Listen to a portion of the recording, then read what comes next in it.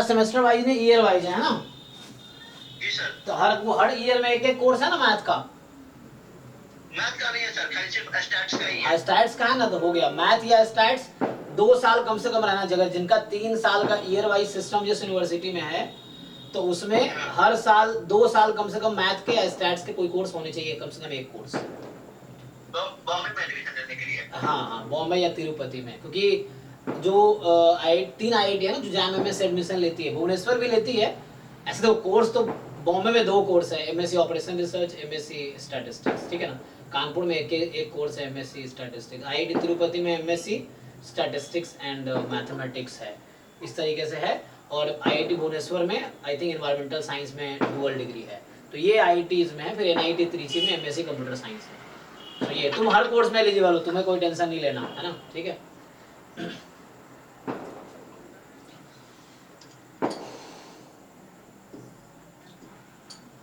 चलिए कंटिन्यू करते हैं। तो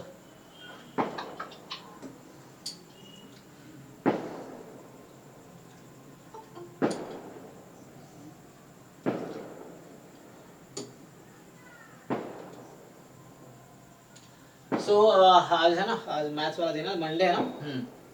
तो अभी ना Monday Wednesday Friday mathematics portion देख रहे हैं और ट्यूसडे थर्सडे सैटरडे हम लोग स्टैटिस्टिक्स पोर्शन देखते हैं। तो हम लोग सीरीज लास्ट क्लास में स्टार्ट किए थे, है ना। तो हमने देखा था कि जो सीरीज है, सो हमने सीक्वेंस कंप्लीट किया है अभी और सीरीज कंटिन्यू कर रहे हैं। तो उसमें ये था कि ये सीरीज जो है an है, n टेंस टू मान लो 1 से इंफिनिटी है। So this is convergent if and only if. हमने ये देखा था कि जो Sn सीक्वेंस है, मतलब Sn सीक्वेंस क्या था, ये था a1 a2 an, this is convergent. So ये हमने देखा था कि कोई सीक्वेंस कन्वर्जेंट होगी अगर उसका सीक्वेंस ऑफ पार्शियल सम जो है या पार्शियल सम्स ऑफ सीरीज जो है ये कन्वर्जेंट होने चाहिए। तो ये हमने लास्ट क्लास में देखा था। फिर देखा था कि अगर ये कॉची सीक्वेंस होगा तो भी बात बराबर। हमने जो देखा था कि ये sequence is a Cauchy if and only if it is a convergent, ये देखा था हमने। सो ये लास्ट क्लास में देखा था। और कुछ हमने सीरीज याद रखना होता है, कई बार ऑप्शन डिस्कार्ड कर देते हैं। कुछ हमने एग्जांपल्स देखे थे, जैसे समेशन 1/n डाइवर्जेंट सीरीज है, समेशन 1/n² कन्वर्जेंट सीरीज है, समेशन -1 की power n 1/n convergent series है, फिर समेशन -1 की power n 1/n² convergent series है। इनफैक्ट 1/n की पावर p ये कन्वर्जेंट है अगर p मोर देन 1 होगा, ठीक है ना। और समेशन, एक तो ऐसे लिख रहा हूँ ना, समेशन 1/n की power p n from 1 to infinity, n from 1 to infinity, ये सीरीज है, ठीक है। सो ये डाइवर्जेंट होगा अगर p less than equal to 1 है। तो ये कुछ लास्ट क्लास में हम देख रहे थे और ठीक है ना, जो याद रखना है इसको हम p टेस्ट भी बोलते हैं। सो ये ध्यान रखना होता है।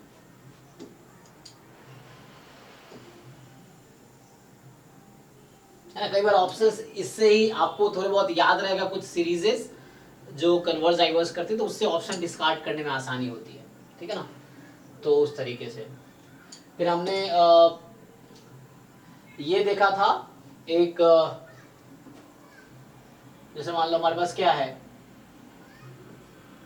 हमने एक आध थ्योरम देखा था कि n फ्रॉम 1 टू इंफिनिटी है, so this is convergent series. तो उस केस में क्या होगा, अगर ये सीरीज कन्वर्जेंट है तो an पे क्या कंडीशन थी, an पे क्या होना चाहिए,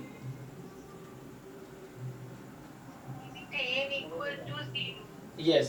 सो ये आप लोग जानते हैं कि लिमिट जो an की होगी वो 0 होगी। लेकिन अगर लिमिट 0 है तो जरूरी नहीं है सीरीज कन्वर्ज करेगी, ठीक है ना। यहाँ कंफ्यूजन रहता है बच्चों को। अगर an की लिमिट 0 है तो आप कुछ नहीं कर सकते सीरीज के बारे में, कन्वर्ज भी कर सकती है, डाइवर्ज भी कर सकती है। उसके एग्जाम्पल आपके पास है, ये 0 पे जा रही है, 0 पे जा रही है, लेकिन कन्वर्ज भी कर सकते, डाइवर्ज भी कर सकते। लेकिन अगर कोई सीरीज कन्वर्जेंट है तो गारंटी है कि an की लिमिट 0 होगी, है ना। इसको दूसरे तरीके से आप ऐसा लिख सकते हैं कि अगर ऐसा हुआ कि limit n tends to infinity an 0 नहीं है ना, इसको हम कंट्रा पॉजिटिव स्टेटमेंट बोलते हैं। सो दोनों स्टेटमेंट इक्विवेलेंट ही होगा, देन आप ये श्योरली बोल पाएंगे कि ये जो सीरीज है ये डाइवर्जेंट होगी, ठीक है ना। ये आप श्योरली बोल पाएंगे कि ये सीक्वेंस डाइवर्जेंट होगी। तो ये कई बार ऑप्शन को एलिमिनेट करने में बहुत हेल्प करता है कि कोई सीक्वेंस दे दिया, आपको बोला कन्वर्जेंट होगा डाइवर्जेंट होगा, तो सीधा आप एन की एक लिमिट चेक कर लीजिए। अगर नॉन जीरो आया तो गारंटी आ गया आपको कि ये डाइवर्जेंट ही होगी। अगर जीरो आया तो जल्दीबाजी नहीं करनी है, तो आपको डिफरेंट टेस्ट लगाने हैं जो हम आज पढ़ेंगे। सो टेस्ट है कुछ जो डिसाइड करेगा कि वो सीरीज कन्वर्ज करेगी या डाइवर्ज करेगी, ठीक है।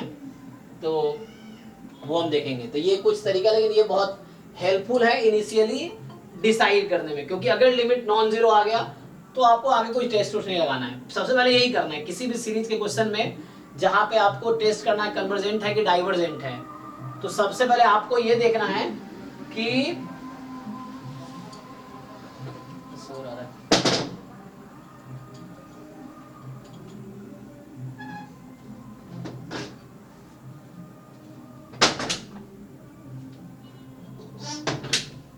ठीक है। तो सबसे पहले हमें ये डिसाइड करना है कि लिमिट एन की 0 होनी चाहिए, तब वो कन्वर्ज या डाइवर्ज कर सकती है।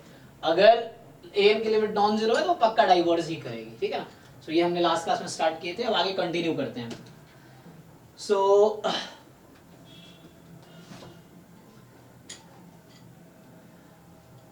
ठीक है ना। तो कन्वर्जेंट आपको समझ आता है, कन्वर्जेंट का मतलब है कि इसकी सम फाइनाइट होगी। एक और मतलब ये है कि अगर कोई सीरीज कन्वर्जेंट है, जैसे आपने देखा कि ये सीरीज कन्वर्जेंट है, इसका मीनिंग ये हुआ कि इसकी जो मीनिंग ये है कि इसकी सम जो होगी वो फाइनाइट होगी। n from 1 to infinity this sum is finite, है ना। ये सम जो होगी ये फाइनाइट होगी, इंफिनिटी से कम आएगी। So this will be a finite. अगर कोई सीरीज कन्वर्जेंट है तो कई बार आपसे एग्जाम में सीरीज का सम भी पूछा जाता है कि what is sum of the series, जो कि इस तरह क्वेश्चन हम देखेंगे अभी। उसमें जनरली जो है टेलर सीरीज एक्सपेंशन इस तरह के कॉन्सेप्ट भी यूज होते हैं। तो वो हम कैलकुलस में भी थोड़े से इनका इस सीरीज का रिलेशन थोड़ा सा कैलकुलस से भी है, क्योंकि टेलर सीरीज एक्सपेंशन है ना, या मैक्लॉरिन सीरीज एक्सपेंशन है। सो वो सब भी कहीं ना कहीं यहाँ पे यूज होता है सम ऑफ सीरीज निकालने के जब जरूरत पड़ती है तो, ठीक है। सो अभी थोड़ा सा आगे बढ़ते हैं। एक और टर्म आता है, जैसे मान लो कन्वर्जेंस में ना दो तरह का कन्वर्जेंस होता है, मैं पहले वही डिस्कस करता हूँ, टेस्ट पे आते हैं ना। सो एक जैसे कन्वर्जेंस में जो सीरीज का कन्वर्जेंस है, जो सीरीज का आपके पास कन्वर्जेंस है, वो दो तरह का कन्वर्जेंस होता है। मतलब इस तरह बोला जाता है, कहीं लिखा होगा कि सीरीज इज एब्सोल्युटली कन्वर्जेंट, या सिर्फ कन्वर्जेंट रहेगा तो कोई दिक्कत नहीं है। कई बार कन्वर्जेंस को भी दो कैटेगरी में डिवाइड कर देते हैं सीरीज के, है ना। सीरीज कन्वर्जेंस को दो क्राइटेरिया में डिवाइड कर दिया जाता है, एब्सोल्युटली कन्वर्जेंट और एक होता है कंडीशनली कन्वर्जेंट, ठीक है ना। सो पहले तो आपको कन्वर्जेंस की मीनिंग पता है ना, कोई सीरीज कन्वर्ज करेगी इसका मतलब है कि उसका सम फाइनाइट होना चाहिए। ये तो यूजुअल मीनिंग हो गया कि आप सम फाइंड करेंगे, you will get some finite number, it will not be infinite. Okay, दूसरा ये है कि लाइक थ्योरम ये था जो हम थ्योरम लिख रहे थे लास्ट टाइम कि ये कन्वर्जेंट है, मतलब जो सीक्वेंस ऑफ ये a1 प्लस an ले लिया हमने, ये खुद एक सीक्वेंस मान लिया इसको, तो इस सीक्वेंस का नाम मैंने Sn रखा, और ये Sn जो है वो कन्वर्जेंट सीक्वेंस होगी, ठीक है। Sn कन्वर्जेंट सीक्वेंस है तो ये सीरीज कन्वर्जेंट है, ये थ्योरम है, इफ एंड ओनली इफ है। फिर आपने भी देखा था कोई सीक्वेंस कौची सीक्वेंस है, if and only if it is convergent, तो वो भी यूज कर सकते हैं आप। तो ये चीजें हैं, पर्सनली ये मीनिंग है। अब बात कर रहा हूं मैं कन्वर्जेंट, जैसा सीरीज कन्वर्जेंस में कई बार एग्जाम में इस तरह के भी ऑप्शन, कन्वर्जेंट होगा तो मीनिंग पता है आपको, कन्वर्जेंट का मीनिंग क्या हुआ कि सीरीज का सम फाइनाइट होनी चाहिए या जो सीक्वेंस ऑफ पार्शियल सम वो कन्वर्ज कर रही है। लेकिन अब क्या है, दो तरह के वर्ड यूज होते हैं, सीरीज एब्सोल्युटली कन्वर्जेंट है या सीरीज कंडीशनली कन्वर्जेंट है, इस तरह के वर्ड यूज किए जाते हैं। तो चलिए ट्राई करते हैं। तो पहले मुझे समझना है व्हाट इज द मीनिंग, तो मैं चलो इसको दो पार्ट में डिवाइड कर देता हूं।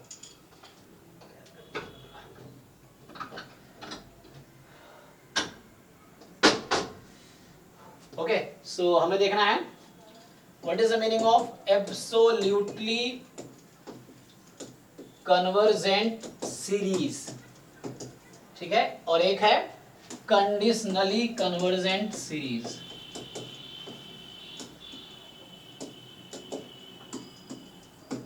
ठीक है, सो आपको ये देखना है कि एब्सोल्युटली कन्वर्जेंट सीरीज का क्या मीनिंग है और कंडीशनली कन्वर्जेंट सीरीज की क्या मीनिंग है।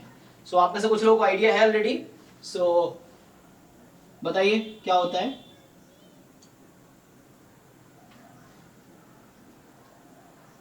कोई बताओ, कुछ आइडिया है?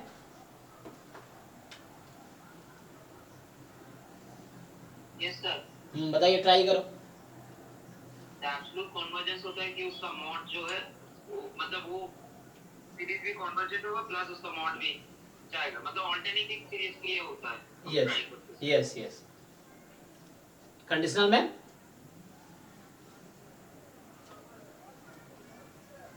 याद है थोड़ा सा, मतलब कंफ्यूज एब्सोल्यूट में बोला जा सकता है, कंफ्यूज है। हाँ, तूने बताया वही, उसी का उल्टा, हालांकि थोड़ा सा है, मतलब उसके अपोजिट ही है ऐसे तो। हाँ कोई, हाँ मॉड अगर कन्वर्जेंट होगा वो नहीं होगा, ठीक तो सर? नहीं, खुद कन्वर्जेंट होगा, मॉड कन्वर्जेंट नहीं होगा, ये ठीक है ना। सो दोनों में ये है कि खुद तो कन्वर्जेंट है ही, देखो दोनों में ये है कि खुद कन्वर्जेंट है, मॉड कन्वर्जेंट है तो एब्सोल्युटली कन्वर्जेंट। आपको पता होगा ना कि जो मॉड्यूलस का एक दूसरा नाम एब्सोल्यूट वैल्यू है ना, कि मॉड्यूलस जो हम लिखते हैं मॉड, उसी का दूसरा नाम एब्सोल्यूट वैल्यू है। तो एब्सोल्युटली कन्वर्जेंट मतलब वो सीरीज खुद मॉड मतलब an का सम है ना, और an के जो हमारे पास मॉड्यूलस है ना, an जो है उसका मॉड लिया, उसकी सीरीज, दोनों कन्वर्जेंट है तो वो एब्सोल्युटली होगी। और खुद कन्वर्जेंट है लेकिन उसका मॉड लिया जब an का तब सीरीज लगाया तो कन्वर्जेंट नहीं है, तो उस केस में बोलेंगे वो कंडीशनली कन्वर्जेंट है। तो देखो दोनों केस में कन्वर्जेंट तो है, मैं बोल रहा हूं कि अगर एग्जाम में कहीं ऑप्शन लिखा हुआ कन्वर्जेंट है डाइवर्जेंट है तो हमें मीनिंग पता है कि कन्वर्जेंट होने का मतलब है सम जो सीरीज की है वो फाइनाइट है, डाइवर्जेंट होने का मतलब है कि सीरीज की सम फाइनाइट नहीं है, राइट, इस तरीके से, या सीरीज के सम जो यूनिक आएगी ऐसे तो इस तरीके से।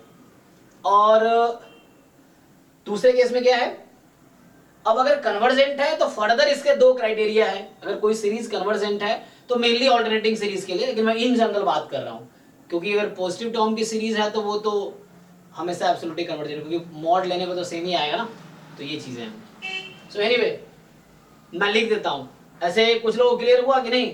अभी तो वर्ड में बताया मैंने, मैथमेटिक्स लिख के तो नहीं बताया, बट क्लियर हुआ होगा। चलो मैं लिख देता हूं। सो इसमें ये है कि कोई सीरीज है, सो अ सीरीज जो है an, या मैं ऐसा लिख दूं कि मैं इन जनरल बात कर रहा हूं कि लेट मान लो ऐसा है an be a sequence of real numbers, मैं फिक्स नहीं कर रहा हूं पॉजिटिव है नेगेटिव है, कुछ भी हो सकता है, ठीक है, और पॉजिटिव नेगेटिव कुछ भी, रियल नंबर है। अब क्या बोल रहा हूं मैं आपको कि जो सीरीज है, the series summation an is मान लो n from 1 to infinity is absolutely convergent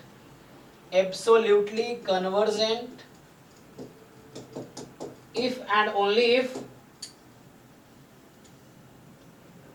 क्या होगा, if and only if summation मतलब n from 1 to infinity is convergent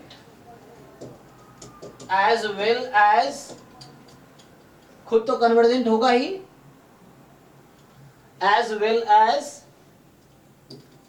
जो इसका मॉड्यूलस है, ठीक है, सो खुद तो कन्वर्जेंट होगा ही, as well as summation mod an, now you see this is also convergent।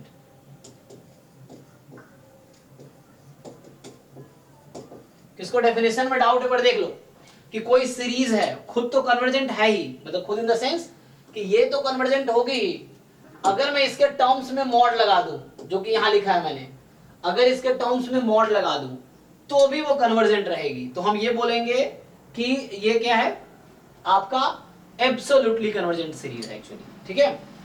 अब क्या होगा, कंडीशनली कन्वर्जेंट। आपको समझ तो आ ही रहा होगा कि कंडीशनली कन्वर्जेंट का मतलब क्या है, कोई रिपीट करो, समझ तो आ गया होगा। कोई डेफिनेशन बताओ मैं कैसे लिखूं, जिनको समझ आया।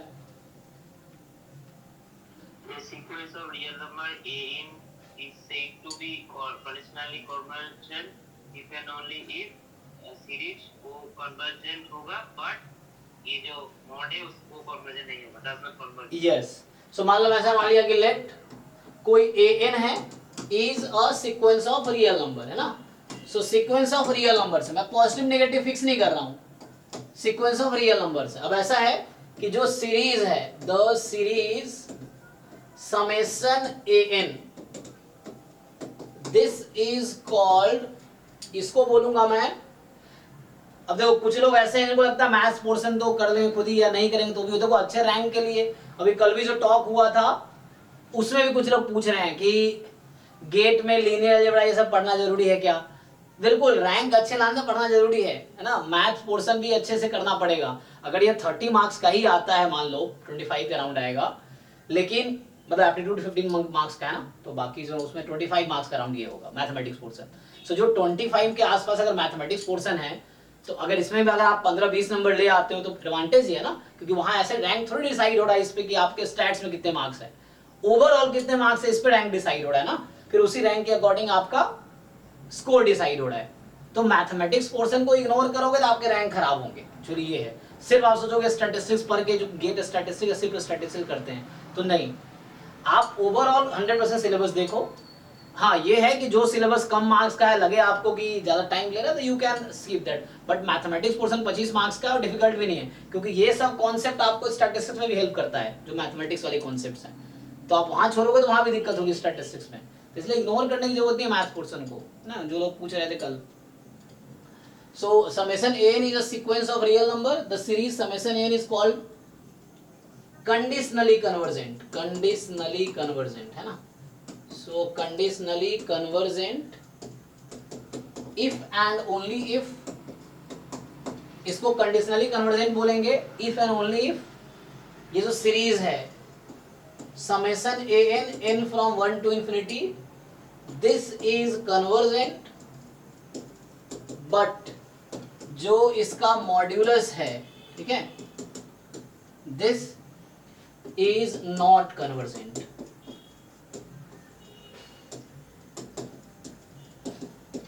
तो आपको नाम समझ आ रहा है, एब्सोल्युटली मतलब जब टर्म्स में मॉड्यूलस लगा दूं तब भी अगर वो कन्वर्जेंट, खुद तो कन्वर्जेंट होना ही चाहिए, उसके बाद फर्दर कन्वर्जेंस का फर्दर क्लासिफिकेशन है, एब्सोल्यूट या कंडीशनल, है ना। कन्वर्जेंट तो होगा उसके बाद, देखो सीक्वेंस या तो सीरीज या तो कन्वर्जेंट या डाइवर्जेंट, है ना। मैं ये बताना चाह रहा हूं, देखो कि कोई सीरीज है ना, सो कोई सीरीज है, इसका क्लासिफिकेशन ये, इट मे बी डाइवर्जेंट और इट मे बी कन्वर्जेंट, है ना, डाइवर्जेंट और इट मे बी कन्वर्जेंट। अब कन्वर्जेंट की फर्दर क्लासिफिकेशन है कि एब्सोल्युटली कन्वर्जेंट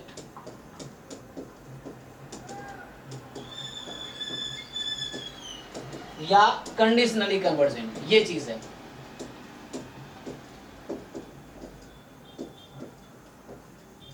ठीक है, तो इसमें सिंपल, अगर मैं आपको सिंपल टर्म्स में जैसे डेफिनेशन बता रहा था, तो मैं बस ये बताऊं कि सीरीज आपकी है, मान लो समेशन an, ये सीरीज है, तो इसमें ये है कि डाइवर्जेंट का मतलब ये जो समेशन an है n फ्रॉम 1 to infinity, इसकी सम फाइनाइट प्लस माइनस इन्फिनिटी आ जाए, या कोई यूनिक वैल्यू नहीं आती है ना, ये तो प्लस माइनस इन्फिनिटी आ जाए, या it will not give you any unique value, है ना, इस तरीके से। सो और दिस इज नॉट यूनिक, सो इस तरीके से यूनिक नहीं है। इसमें क्या है, अब यहां फर्दर आप बात करोगे एब्सोल्यूटली में क्या देखा हमने कि इसमें ये था कि समेशन an तो कन्वर्जेंट है, सीजीटी में कन्वर्जेंट है, बट अच्छा यहां पे एब्सोल्युटली है ना, तो as well as this, as well as अगर टर्म्स में आपने मॉड भी लगा दिए तब भी वो कन्वर्जेंट होगा, इस तरीके से, ठीक है। और यहां ये है कि लाइक समेशन an तो कन्वर्जेंट है, बट अगर आपने मॉड लगा दिए उसमें, so this is not convergent, ये चीज है। So I hope definition is clear कि सीरीज क्या होती है, उसके कन्वर्जेंस का क्या मीनिंग है ना, एंड देन डाइवर्जेंस की क्या मीनिंग है। फिर डाइवर्जेंस कन्वर्जेंस के फर्दर दो क्लासिफिकेशन है, एब्सोल्युटली कन्वर्जेंट या कंडीशनली कन्वर्जेंट, ठीक है। सो इसमें अगर किसी को डाउट है तो आप पूछ सकते हैं। चलिए कुछ एग्जांपल देखते हैं। तो मैं क्वेश्चन लिख देता हूं डायरेक्टली। सो आपको आंसर तो पता ही है, हमने कुछ क्लास में बताया है। सो द सीरीज समेशन -1 की power n from 1 to infinity is, option A होगा डाइवर्जेंट, ऑप्शन बी है कंडीशनली कन्वर्जेंट, ऑप्शन सी है absolutely convergent,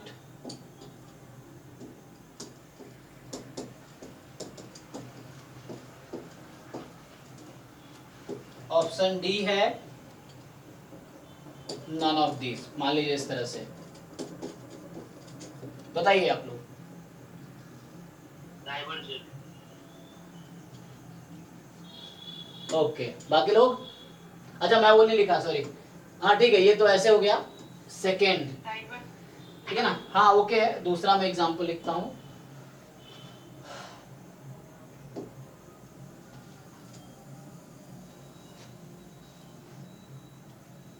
So the second example I want to write is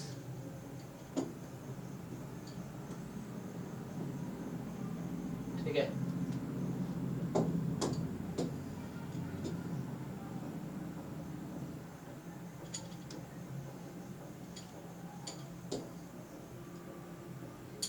अब इसमें अगर मैं लगा दूं दिस अपॉन n, अब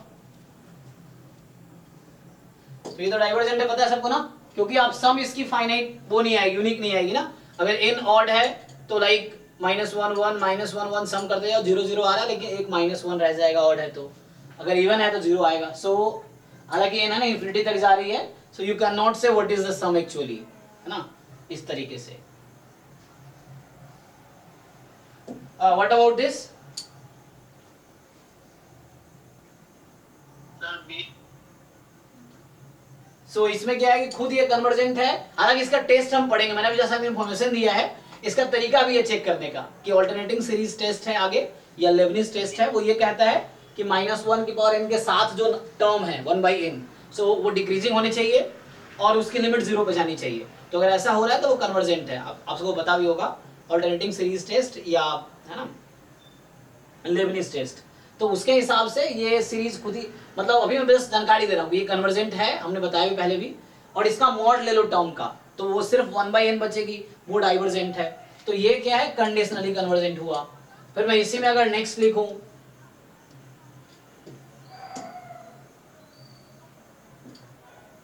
सो अगर नेक्स्ट लिखा जाए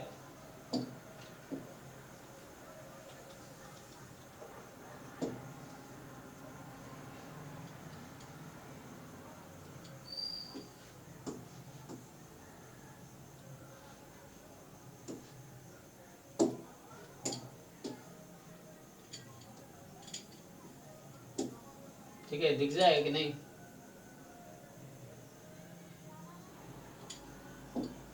दिख रहा है सर। ठीक है ना। सो ये दूसरा क्वेश्चन है, ये तीसरा क्वेश्चन है। अब मैं n स्क्वायर लगा दूं तो क्या होगा? तो यहाँ मुझे ऑप्शन अब अनटिक करना पड़ेगा ना। सो अब बताइए कौन सा होगा?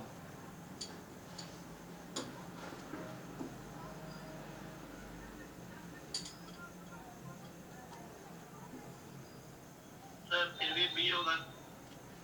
कि बाकी लोग? सी होगा। तो अभी आपको शायद याद नहीं है ना, इसमें क्या होता है कि इसका सम, यहाँ अगर सॉल्यूशन आंसर लिखे, सो इसका सम जो है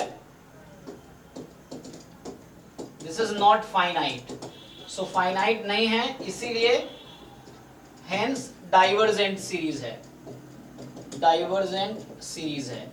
यहां बात करेंगे आप तो समेशन -1 की पावर 1/n, जस्ट मैं आपको इंफॉर्मेशन दे रहा हूं, this is convergent, but when you take its mod, so जब इसका आप मॉड ले लेते हो तो आपके पास ये आती है 1/n, and this is not convergent by p test, मतलब 1/n, n की पावर p है, p अगर मोर देन 1 है स्ट्रिक्टली तब कन्वर्जेंट होगा, लेस देन इक्वल टू 1 है तो डाइवर्जेंट रहेगी. सो दिस इज नॉट कन्वर्जेंट. ठीक है, this is not convergent. And यहाँ पे क्या रहेगा, समेशन ये जो है -1 की power n upon n square. तो इसके टेस्ट करने का क्राइटेरिया फिर से बता रहा हूँ, लेबनिज टेस्ट है या अल्टरनेटिव सीरीज टेस्ट कहती है कि -1 की पावर n के साथ जो नंबर है 1/n square, if that is decreasing and मतलब n बढ़ाओगे तो वैल्यू बढ़ती जाएगी and limit goes to 0, then it is convergent series, alternating series test बोलते हैं. तो आगे मैं लिखाऊंगा हालांकि, लेकिन बता दे रहा हूँ जस्ट अभी. सो ये खुद कन्वर्जेंट तो है ही, and when you take the mod, so -1 की power n upon n square, so when you take mod तो ये हो जाएगा 1/n square. So this is also convergent. P test से कि n की पावर जब 1 से ज्यादा है तो कन्वर्जेंट होगी, तो इसका मतलब ये हो गया कि ये कन्वर्जेंट तो है ही. तो आपने देख लिया डिफरेंट एग्जांपल कि डाइवर्जेंट हो सकती है, कंडीशनली कन्वर्जेंट, एब्सोल्यूटली खुद कन्वर्जेंट होने चाहिए. अब अगर कोई डाइवर्जेंट है तो उसमें एब्सोल्यूट कन्वर्जेंस की बात होगी ही नहीं. अगर कोई सीरीज डाइवर्जेंट है तो वहाँ एब्सोल्यूट या कंडीशनल कन्वर्जेंस की बात होगी नहीं, है ना. बात तब होगी जब वो डाइवर्जेंट सीरीज है एक्चुअली. तो चलिए हमने एग्जांपल देख लिया, डेफिनेशन देख लिया. सो सीरीज क्या होता है ना, कन्वर्जेंस का मीनिंग क्या है, डाइवर्जेंट क्या है, कन्वर्जेंस से further what is conditional convergence, what is absolute convergence, definition देखा हमने अभी. अब कुछ आगे बात करते हैं. थर्ड वाले का मॉड कितना आएगा, 0 आ जाएगा. अरे मॉड 0 क्यों होना चाहिए,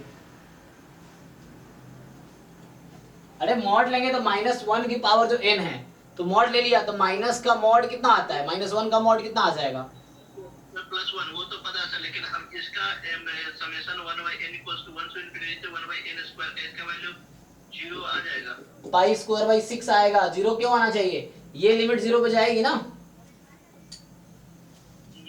इसलिए डिवीजन जरूरी है ताकि चीजों की बारीकी से समझा जाए. हमने कहा था सीरीज कन्वर्जेंट है तो ये जो सीक्वेंस जो यूज हो रहा है उस सीरीज में उसकी लिमिट 0 होगी. हमने ये कहा सीरीज का सम 0 होगा, हमने ये नहीं कहा कि सम इज 0, हमने कहा लिमिट उस सीक्वेंस की लिमिट 0 होगी. इसका सम ये होता है π² 6 जो कि फाइनाइट नंबर है. ओके, तो और ये इंफिनिटी के इक्वल आएगी. चलिए आगे थोड़े से टेस्ट की बात करते हैं. So how to test convergence और डाइवर्जेंस ऑफ अ सीरीज. ठीक है ना. तो सबसे पहले पी टेस्ट आपको याद रखना है क्योंकि इसको फ्रीक्वेंटली यूज करेंगे. इसका प्रूफ जो है, पी टेस्ट का जो प्रूफ है वो आता है इंटीग्रल टेस्ट से, वो भी आगे आएगा. तो इंटीग्रल टेस्ट से इसको हम प्रूफ कर पाएंगे कि कैसे p मोर देन 1 के लिए कन्वर्जेंस होता है और कैसे p less than equal to 1 के लिए डाइवर्जेंट होता है. तो वो इंटीग्रल टेस्ट जब पढ़ेंगे तो उसमें इसका प्रूफ है, तो इसका प्रूफ उससे आया है. तो हम कन्वीनियंस के लिए ये हम याद रखते हैं क्योंकि ये बहुत है ना इजी कर देता है क्वेश्चन को डायरेक्टली देख के डिसाइड करने में कि वो कन्वर्जेंट है कि नहीं है. ठीक है. सो इसके हिसाब से क्या है कि इसमें ये है कि जो सीरीज है बस आपको याद रखना है. ठीक है. द सीरीज समेशन 1/n की power p n from 1 to infinity, है ना, इस तरीके से. दिस इज, सो पहला पॉइंट ये है कि कन्वर्जेंट, सो यहां होगा, सो this is convergent if p is strictly more than 1 and divergent if p is less than equal to 1. पहला तो ये टेस्ट हो गया. ठीक है जी. बस ध्यान रखना पहले वो एक कॉन्सेप्ट ध्यान रखना है कि summation n converges then limit n 0. अगर लिमिट 0 नहीं है तो डाइवर्जेंट होगी. सो बस ये भी कई बार हेल्प करता है. तो मैं कह रहा हूं कभी भी कन्वर्जेंट का कॉन्सेप्ट आए तो सबसे पहले ये अप्लाई करो जो मैं अभी लिखा हूं रिमार्क में. जब भी सीरीज का कन्वर्जेंस चेक करना हो कभी भी, तो सबसे पहले आप ये स्टार्ट ट्राई करोगे. क्या ट्राई करोगे कि अगर जो लिमिट, मैं लिख चुका हूं दोबारा लिख रहा हूं बस मैं, यू स्टार्ट फ्रॉम हेयर. आप पहले लिमिट निकालो. अगर 0 आ गई तो आगे कोई टेस्ट नहीं लगाना आपको, है ना. कई बार आंख बंद करके लोग टेस्ट लगाते हैं. मतलब कोई बोला सीरीज टेस्ट करो, कन्वर्जेंट है डाइवर्जेंट है, तो आप सीधा टेस्ट लगाते हैं. सबसे पहले आप चेक कीजिए कि an की लिमिट 0 है या नॉन 0 है. 0 है तो हो सकती है कन्वर्जेंस. आपको ध्यान ये रखना है start when you start the first you take the limit of an, और अगर उस केस में वो 0 तो देन समेशन an डाइवर्जेंट है। मैं फिर से बोल रहा हूँ, ठीक है। तो यू स्टार्ट विथ हेयर, हमेशा आप यहाँ से स्टार्ट करो, है ना, आप यहाँ से स्टार्ट करो, ये चीज है। और दूसरा पॉइंट ये है, फिर से लिख रहा हूँ कि अगर लिमिट 0 है so then you need to think okay, तो ये कन्वर्जेंट हो सकती है, श्योर नहीं है, मतलब अगर लिमिट 0 आ गई सो आपको श्योर नहीं होना। अब यहाँ पे है ओके, तो there is a possibility of being convergent, series convergent हो सकती है, उसकी पॉसिबिलिटीज है एक्चुअली। सो यहाँ पे जो है आपको क्या देखना है कि समेशन an, ठीक है ना, दिस मे और मे नॉट बी कन्वर्जेंट। अब यहाँ टेस्ट की जरूरत है, ठीक है ना। सो अब आपको टेस्ट की जरूरत है, जब भी लिमिट an 0 पे जा रही है सो अब आपको टेस्ट की जरूरत है कि आपको टेस्ट लगाना है एक्चुअली, ठीक है। So now you need to apply test actually इस केस में, ओके। तो आपको यहां पर टेस्ट लगाने की जरूरत है। चलिए आगे नेक्स्ट जो है, सो टेस्ट कुछ देख लेते हैं ना, तो मैं बुक से ही करा देता हूं पहले तो।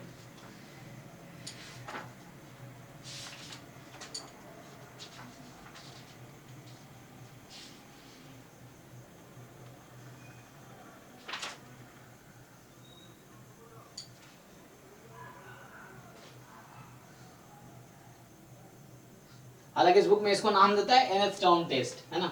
सो जैसे मैं रिमार्क लिखा हूं, इसी को यहाँ पे इन्होंने लिख दिया है, इसको इसने नाम दिया है इसमें nth टर्म टेस्ट, है ना।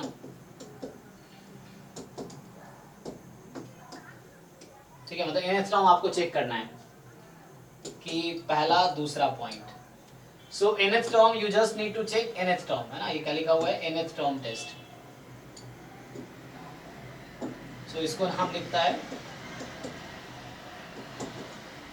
ठीक है ना। सो आप nth टर्म की लिमिट चेक करें एक्चुअली कि लिमिट क्या आ रही है, then you will decide whether it is may be convergent, may not be convergent, but या डाइवर्जेंट, आप डिसाइड कर पाओगे। देन उसके बाद आप टेस्ट लगाओ।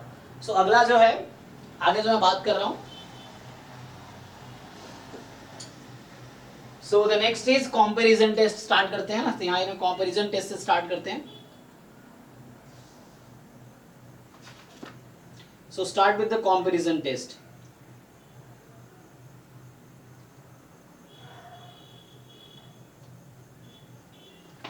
Okay, तो ऐसा लिखो let, तो comparison test।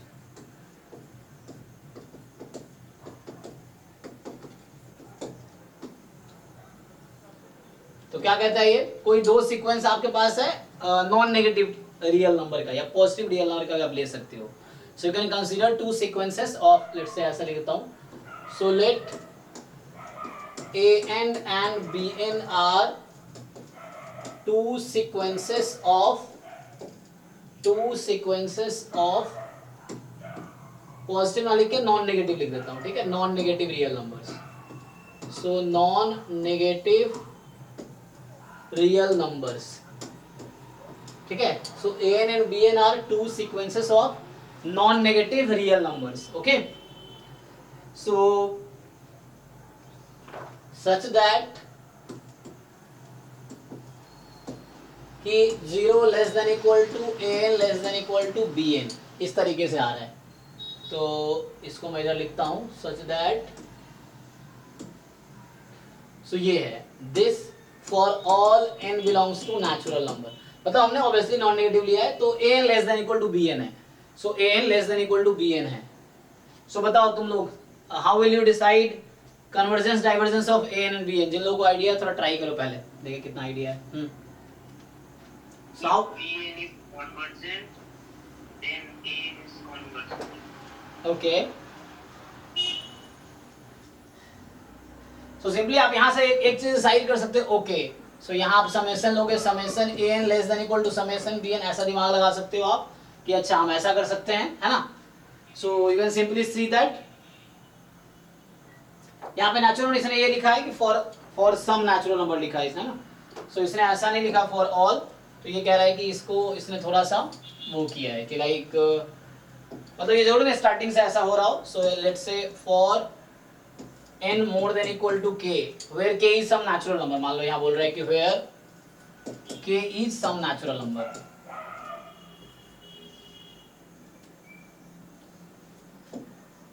हाँ ठीक है, k is some natural number।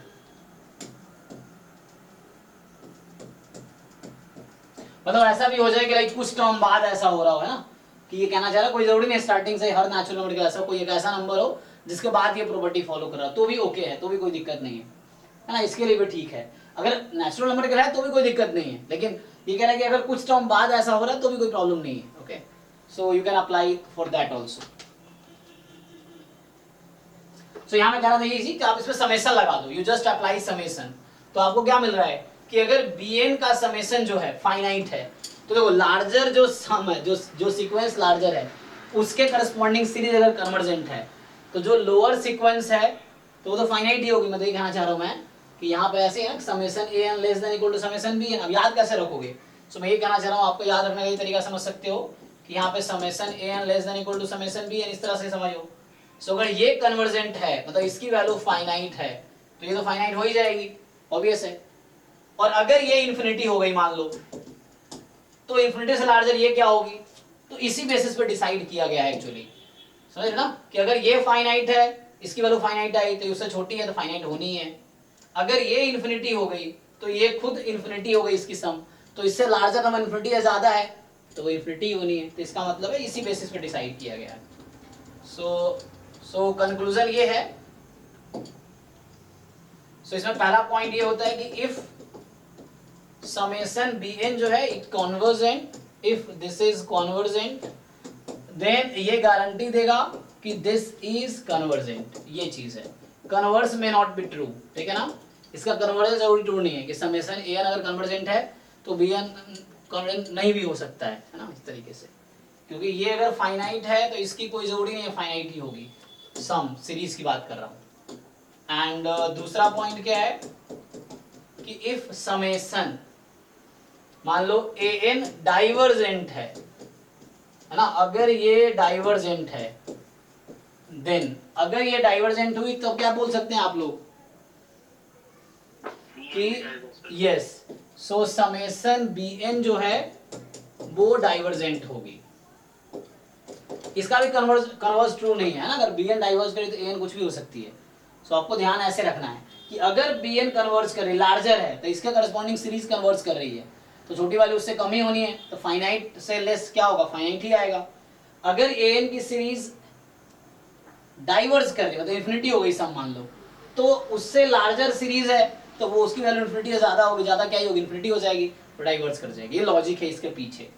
अब किसी को डाउट है तो बताइए, ठीक है ना। चलिए एक एग्जांपल देख लो इस पे, जैसे एग्जांपल इस पे सिंपली अगर आप देखना चाहो, सो एक तो मैं पहले पूछना चाह रहा हूं आपसे कि चलो इसके बारे में बताओ, ये शायद मैं पहले भी पूछ चुका हूं कि जैसे 1 प्लस 1/n की power n, n from 1 to infinity, इसके बारे में बताओ ये कन्वर्जेंट है या डाइवर्जेंट है। दूसरा समेशन 1/2 की power n, n plus 1/n इसकी power n, n from 1 to infinity, ये कन्वर्जेंट या डाइवर्जेंट है। फर्स्ट वाला से डाइवर्जेंट है, नहीं और बी कन्वर्जेंट है सेकंड वाला। कैसे टेस्ट करोगे इसको? फर्स्ट वाला वो ई पे जा रहा है उसका सीक्वेंस, तो वो नॉन जीरो है तो वो डाइवर्जेंट करेगा। हाँ और सर सेकंड वाला में जो सर 1/2 का पावर n है ना सर, वो 1 से कम हो रहा है, ठीक है, हाँ तो उसका वैल्यू है ना 0 को 10 कर जाएगा। हाँ, तो इसका टेस्ट हम बाद में पढ़ेंगे इसे करस्पॉन्डिंग, अभी बस मैं समझने के लिख दिया। तुमने सही बताया आंसर ऐसे तो, लेकिन अभी मुझे मैप चूंकि क्या बताया अभी तक हमने अभी देखा वो जो था nth टर्म टेस्ट, और एक है पी टेस्ट जिसको यूज करेंगे हम, और अभी हम देख रहे हैं कंपैरिजन टेस्ट। तो मैं क्वेश्चन कंपैरिजन टेस्ट बनाता हूँ, तो ये तो मैं उस पे था, ये जस्ट मैं चेक कर रहा था कि आप वो जो nth टर्म टेस्ट है वो यूज करते हैं कि नहीं। सीधा टेस्ट नहीं लगाने हैं, कोई कंपैरिजन टेस्ट या ये रूट टेस्ट, रेशियो टेस्ट, पहले आपको लिमिट चेक करना है ना, तो nth टर्म टेस्ट पहले लगाने हैं सबसे पहले, उसके बाद काम करना है। सो अब मैं लिखता हूँ 1/n² + 2n है मान लो इस तरीके से, अब ये देखो, ये n स्क्वायर प्लस n है, जस्ट मान लो इस तरीके से। अब आपको टेस्ट करना है इसका।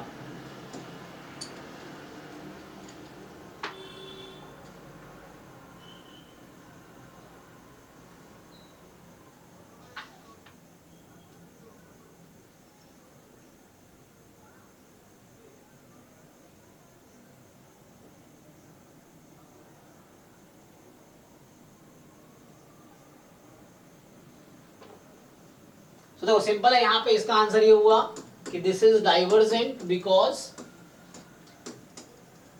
इसका आंसर ये हुआ कि limit n tends to infinity 1 plus 1/n, इसकी पावर जो n है उसकी लिमिट e है जो कि नॉन जीरो है। तो सिंपल इसका आंसर हो गया, इसमें कोई दिक्कत हुआ नहीं कि ये जस्ट लिमिट नॉन जीरो है इसीलिए डाइवर्जेंट है। अब यहाँ पे इसकी लिमिट इंफिनिटी जीरो पे जा रही है, सो इसकी लिमिट जीरो पे जा रही है, इसका मतलब ये है, मतलब सीक्वेंस की लिमिट बात कर रहा हूँ है ना। सो ये सीक्वेंस है उसकी लिमिट, तो इट मे कन्वर्ज और मे डाइवर्ज। अब हमें टेस्ट करना पड़ेगा, तो इसका सिंपल अभी के लिए लॉजिक है कि let's say I name it as summation an, ठीक है। So now you should construct bn, ठीक है ना। सो जो an है वो मोर देन इक्वल टू 0 है। अब बताओ तुम bn कंस्ट्रक्ट करो, क्या लेना चाहोगे bn, इसको देख कर डिसाइड कर सकते हो। 1/n plus 1 sir। नहीं, you just take the leading term. Leading term क्या है यहाँ पे, n स्क्वायर। आप जस्ट लीडिंग टर्म कंसीडर करो। अब बताओ इन दोनों में क्या रिलेशन है, an और bn में। मैं वही बोल रहा हूँ कि an मेरे पास है ना। सो मेरे पास an आपको पता ही है, bn ये लिया और an मेरे पास था 1/n स्क्वायर प्लस 1। bn हमने खुद से चूज किया, n स्क्वायर प्लस n। तो an bn में क्या रिलेशन है, मैं ये पूछना चाह रहा हूँ।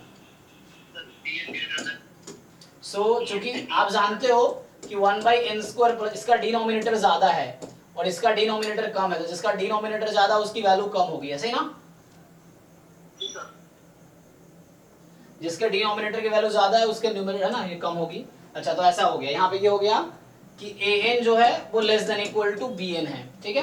और दोनों मोर देन इक्वल टू 0 है ऑब्वियसली, हालांकि ये होल्ड करता है for all n belongs to natural number, तो कोई दिक्कत नहीं है ना। या वहां पे जो था n more than equal to k, so यहाँ तुम लिख सकते हो n more than equal to 1, इस तरीके से। अब सिंपली यू नो दैट कि जो सीरीज bn है this is 1/n square using p test, ठीक है ना। This is convergent using p test is convergent, ठीक है। सो अगर ये कन्वर्जेंट है तो by limit, by comparison test है ना, अभी लिमिट कंपैरिजन टेस्ट हम पढ़ेंगे। So by comparison test what can you say, है ना, हमने देखा है कि अगर है ना, यस, तो ये सब आप जानते ही हो, बस आपको समझना है। क्योंकि लार्जर जो सीक्वेंस है उसके करस्पॉन्डिंग सीरीज कन्वर्जेंट है, तो जो लोअर है उसके करस्पॉन्डिंग तो होगी। तो इसका मतलब हो गया कि समेशन जो an है, मतलब an का मतलब 1/n square plus n from 1 to infinity, this is also convergent, ठीक है, दिस इज ऑल्सो कन्वर्जेंट। तो सिंपल एक एग्जांपल दे दिया समझने के लिए। तो वो वहां यूज किया हमने nth टर्म टेस्ट ऊपर में, दूसरे क्वेश्चन में हमने टेस्ट किया कंपैरिजन टेस्ट। अब आता है नेक्स्ट। सो कंपैरिजन टेस्ट में कोई डाउट नहीं होगा, आपको समझ आ रहा हो क्या करना है। अब आपको टेस्ट करना है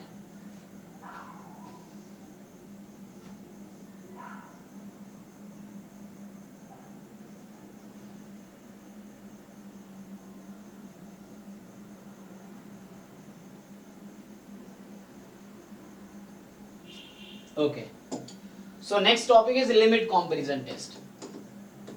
So limit comparison test. So comparison test में कहीं भी लिमिट नहीं लगा था, अब यहाँ पे क्या है, लिमिट कंपैरिजन टेस्ट, लिमिट भी यूज हो रहा है एक्चुअली, है ना। तो लिमिट यूज हो रहा है, इसका नाम है लिमिट कंपैरिजन टेस्ट। और इसमें क्या करते हैं आप, so कोई बताओ पहले क्या आइडिया है तुम्हें।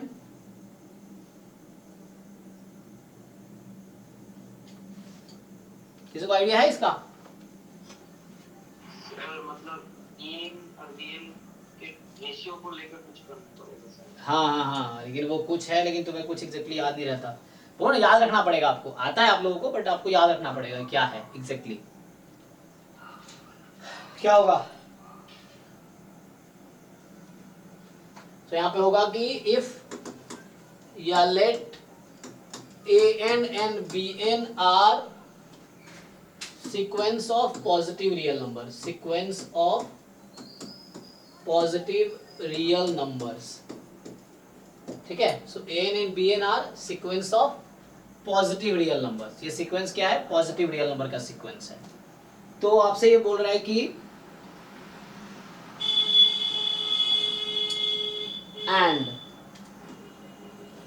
इस तरीके से कि जो रेशियो की लिमिट है an अपॉन bn, जो रेशियो है उसकी लिमिट एग्जिस्ट कर रही है. सो रेशियो की लिमिट फाइंड करो आप. एंड मान लो मैं इसको r नाम दे दिया, या आप n ले सकते हो, आपकी मर्जी है. So r an upon bn ये है आपके पास. n tends to infinity. This limit exist, कि मान लो ये लिमिट जो है एग्जिस्ट कर रही है. सो ये जो लिमिट है दिस एग्जिस्ट, एक सीक्वेंस है पॉजिटिव रियल नंबर का. इस तरीके से रेशियो की लिमिट एग्जिस्ट करती है. क्योंकि पॉजिटिव रियल नंबर है तो रेशियो भी तो पॉजिटिव ही होगा ना. अगर an bn पॉजिटिव है तो रेशियो भी पॉजिटिव ही होना है. और अगर रेशियो पॉजिटिव है तो r की वैल्यू भी क्या आएगी? लेकिन लिमिट जीरो भी आ सकती है ना, क्योंकि लिमिट तो जीरो भी आ सकती है. भले पॉजिटिव टर्म की सीरीज है, लेकिन लिमिट या तो जीरो आएगी या पॉजिटिव आएगी. ये दो केस है और इसी पे टेस्ट है एक्चुअली, कि लिमिट या तो पॉजिटिव आएगी स्ट्रिक्टली या फिर जीरो भी आ सकती है. सो क्या कंक्लूजन है यहाँ पे? सो पहला स्टेटमेंट ये है कि इफ r जीरो नहीं है, मतलब मोर देन जीरो, इसका मतलब ऑब्वियसली मतलब क्या है? दैट इज कि r की value strictly more than zero है. स्ट्रिक्टली मोर देन जीरो ही होना है, क्योंकि पॉजिटिव टर्म सीरीज है तो नेगेटिव लिमिट कभी आएगी नहीं. ठीक है. सो अब r अगर स्ट्रिक्टली मोर देन जीरो है, then what is the conclusion?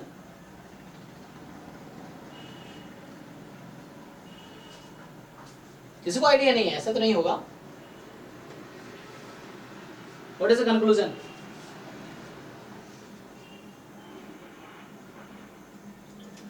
इसमें ये होता है कि ऐसा अगर हो रहा है देन कि दोनों सीरीज या तो कन्वर्ज करेगी या दोनों डाइवर्ज करेगी.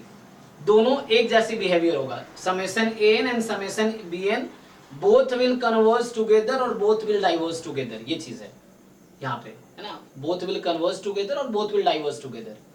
ऐसा नहीं होगा एक कन्वर्जेंट है एक डाइवर्जेंट है, ऐसा नहीं होगा. ठीक है. सो यहाँ ये है कि ये जो समेशन an है, n फ्रॉम 1 टू इंफिनिटी ले लो, एंड सम, है ना, is convergent if and only if summation bn is convergent. तो आपको समझ आ रहा है if and only if है. an कन्वर्जेंट है तो bn कन्वर्जेंट होगा, bn कन्वर्जेंट तो an कन्वर्जेंट, an डाइवर्जेंट है then bn divergent, if bn divergent then an divergent. इस तरीके से. सो अगर r की वैल्यू 0 से ज्यादा आ गई देन ये गारंटी देता है कि बोथ जो सीरीज है बोथ विल कन्वर्ज टुगेदर और बोथ विल डाइवर्ज टुगेदर. दोनों के बिहेवियर एक जैसे होंगे. एंड द नेक्स्ट इज, दूसरा स्टेटमेंट ये है कि अगर r 0 हो गया, मान लो r 0 हो गया, इसका क्या मतलब हुआ? r 0 क्यों हुआ? या तो ये 0 पे चली गई होगी या ये इंफिनिटी पे, नहीं इंफिनिटी पे नहीं जाएगा. सो बताओ, तो bn इंफिनिटी को टेंड कर जाए या an 0 पे भी जा सकता है.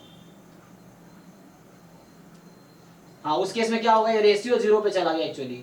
तो बताओ क्या होगा फिर? सर bn जो है सर इंफिनिटी को टेंड कर जाए. नहीं, सीरीज के टर्म्स में बताने हैं. देन ये है कि मान लो ये 0 आ गई तो लेस देन 1 इस केस में है.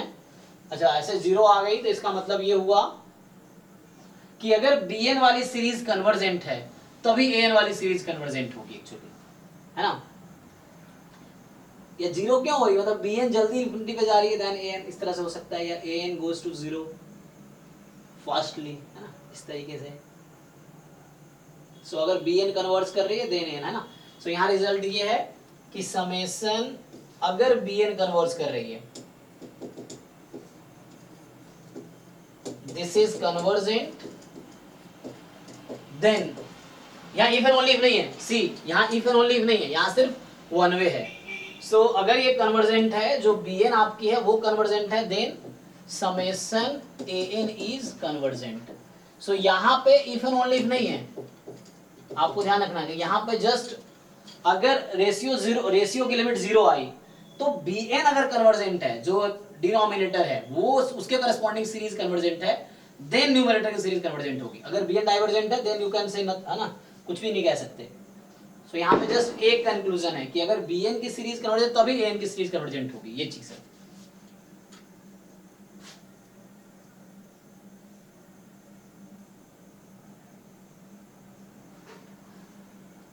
पिछला वाला एग्जांपल अगर ट्राई करके देखते हैं, पिछला वाला एग्जांपल वर्क करेगा इस पे? ये जो एग्जांपल है सेम एग्जांपल ट्राई करते हैं, ठीक है? एक बार ट्राई करके देखते हैं क्या इससे कर पाएंगे।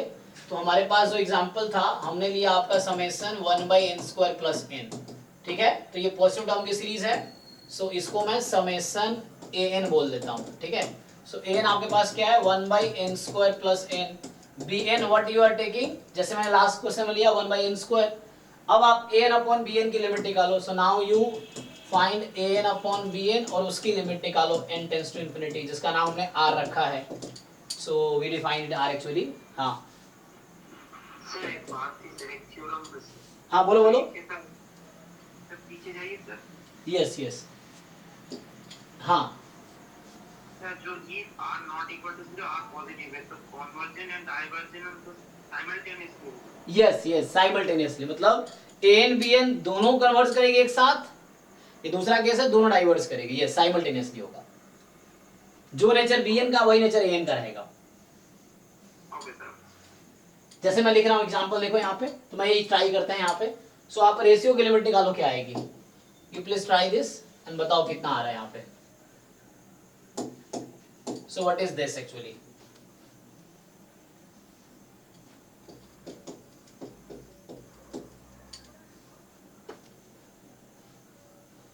क्या आ जाएगा, n² upon n² plus n ना। तो n² से डिवाइड कर दो।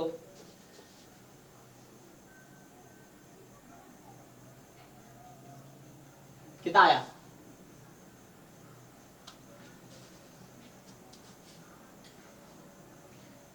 आज ज्यादा लोग एक्टिव नहीं है ना, आज सिर्फ 2 ही लोग एक्टिव है, आदित्य और ये राजा। बाकी लोग व्हाट इज द लिमिट? सब लोग नींद में है या सबको आता है ये चीजें? हाँ थोड़ी इजी चीजें भी हैं, मुझे लग रहा है सबको आता है, इसलिए ज्यादा इंटरेस्ट नहीं ले रहे होंगे। सो this is just 1 more than 0 है या नॉन जीरो समझ लो। सो मोर देन 0 है, इसका मतलब है दोनों का बिहेवियर सेम होगा। तो चूंकि हम जानते हैं कि यहाँ since summation 1/n² is convergent, तो यहाँ पे हमें पता है कि इफ एंड ओनली इफ, तो यही हो गया हमारे पास जो रिजल्ट है, दिस इज कन्वर्जेंट। तो ये है, मतलब इफ एंड ओनली क्या क्या हमें चेक करना था, तो जस्ट इंप्लाइज कर देता हूँ, तो इसीलिए ये कन्वर्जेंट हो गया। दूसरा क्वेश्चन, अगर मैं आपको दे देता कि 1/√n+2, मान लो n from 1 to infinity, now you test it. आप इसका टेस्ट लगाओ, ये कन्वर्जेंट है या डाइवर्जेंट है। मतलब तरीके तो 1000 हैं, आपको देखना है। कई बार बिना टेस्ट लगाए आप देख के बता पाओगे, है ना, ये चीजें हैं।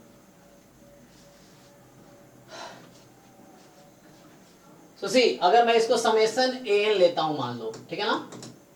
सो मेरा an है 1/√n+2। हम ट्राई करते हैं दोनों से करने का, मतलब एक लिमिट हमने देखा कंपैरिजन टेस्ट, एक लिमिट कंपैरिजन टेस्ट, है ना। वो nth टर्म टेस्ट ये है कि जस्ट लिमिट लगाओ n टेंड्स टू इंफिनिटी, 0 पे तो जा ही रहा है, तो कोई दिक्कत नहीं है।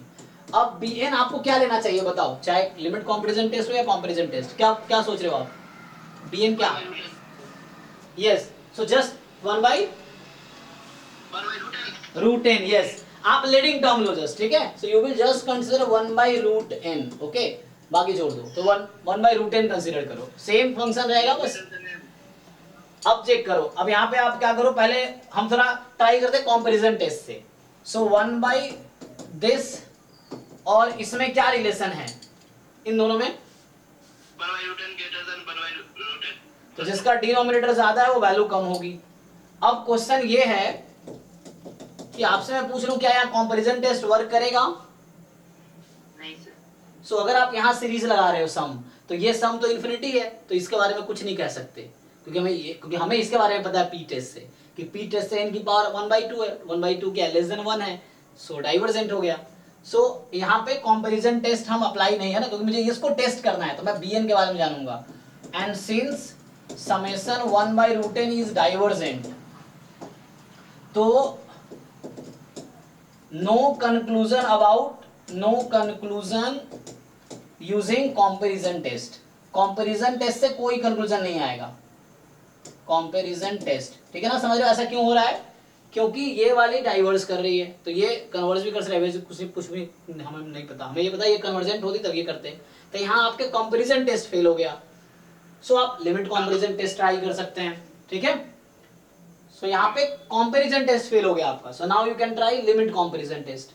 सो आप लिमिट कंपैरिजन टेस्ट ट्राई करोगे तो क्या होगा? So in that case, so comparison test fails. Okay, so limit n tends to infinity, ये r फाइंड कर रहे हैं. सो ये है an अपॉन bn, कितनी देगी वैल्यू बताओ?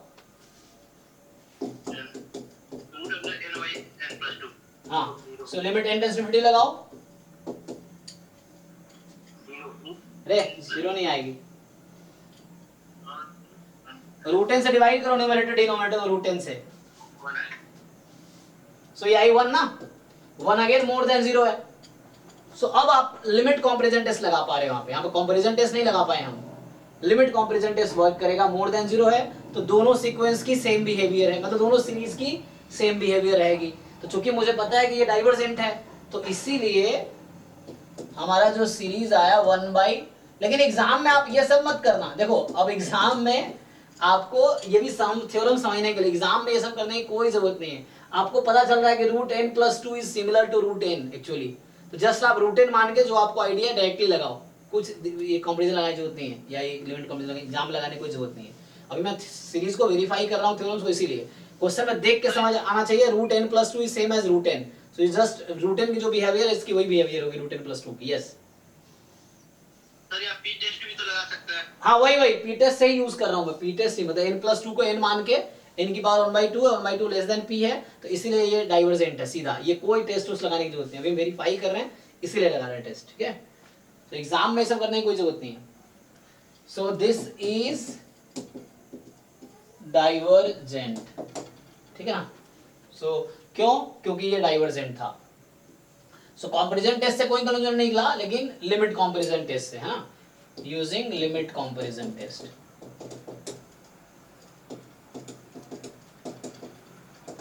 ओके, सो ये लिमिट कंपैरिजन टेस्ट हो गया.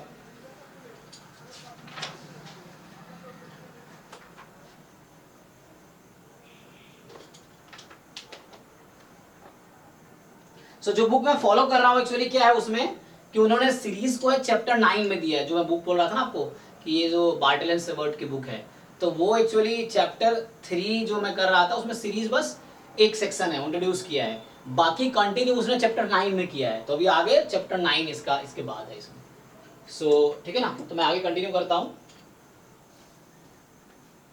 सो आप वहां देख सकते हो. ठीक है, और 9 में उसने स्टार्ट वहीं से किया है एब्सोल्युटली एंड वो कन्वर्जेंट, तो वो मैं बता ही दिया आपको. सो उसने 9 में वहीं से स्टार्ट किया हुआ है शायद. सो इसने जो स्टार्ट किया है जस्ट, हाँ पहले इसने एब्सोल्युटली एंड कंडीशनली कन्वर्जेंट से स्टार्ट किया 9 चैप्टर, जो मैं आपको बता चुका हूँ. सो ग्रुपिंग की जरूरत नहीं है सिलेबस में, है ना. सो इस तरीके से रीअरेंजमेंट भी जरूरत नहीं है, वो समझ आ जाएगा. नेक्स्ट सीधा स्टार्ट करते हैं. अगला है लिमिट कंपैरिजन टेस्ट 2. ये लिमिट कंपैरिजन टेस्ट 1 था. 2 में बस ये है कि मॉड ले लिया इसने कुछ नहीं किया, जस्ट इसी का जो हमने लिखा है इसमें इसने मॉड लगा दिया, क्योंकि यहाँ पॉजिटिव टर्म सीक्वेंस ही था. तो पॉजिटिव टर्म की सीक्वेंस तो हमेशा एब्सोल्युटली कन्वर्जेंट होगी ना, अगर वो कन्वर्जेंट है तो. अगर वो खुद कन्वर्जेंट है तो मतलब रिमार्क में इस तरह से हो सकता है ना, लिख देगा, तो ये तो कोई दिक्कत है ही नहीं.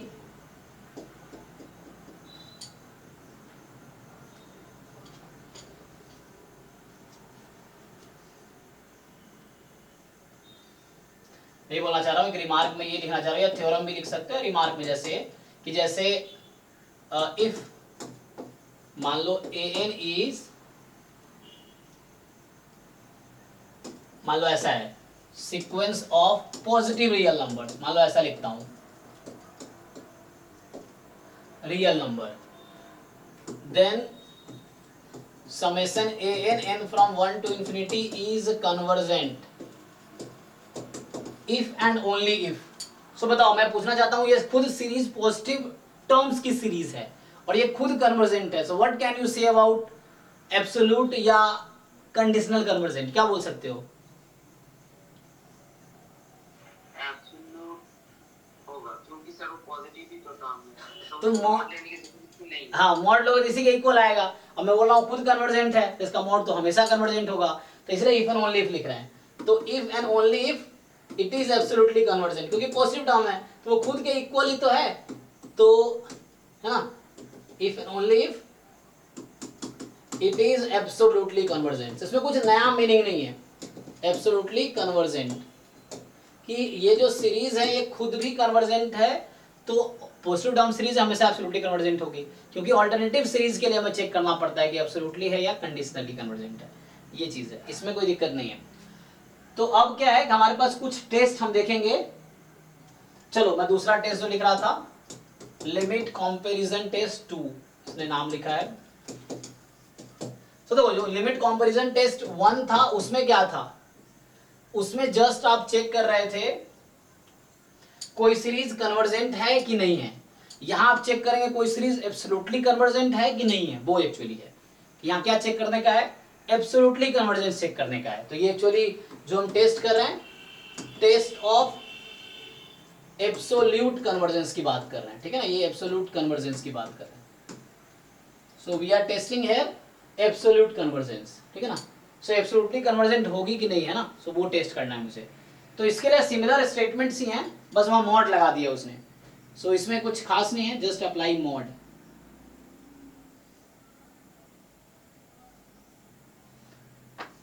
सो इसने क्या किया कि let an and bn be sequence of non zero real numbers, ठीक है, नॉन जीरो रियल नंबर्स। इसने बात किया नॉन जीरो रियल नंबर्स की, ओके। सो ये नॉन जीरो रियल नंबर्स की बात किया। तो वहां पे क्या था,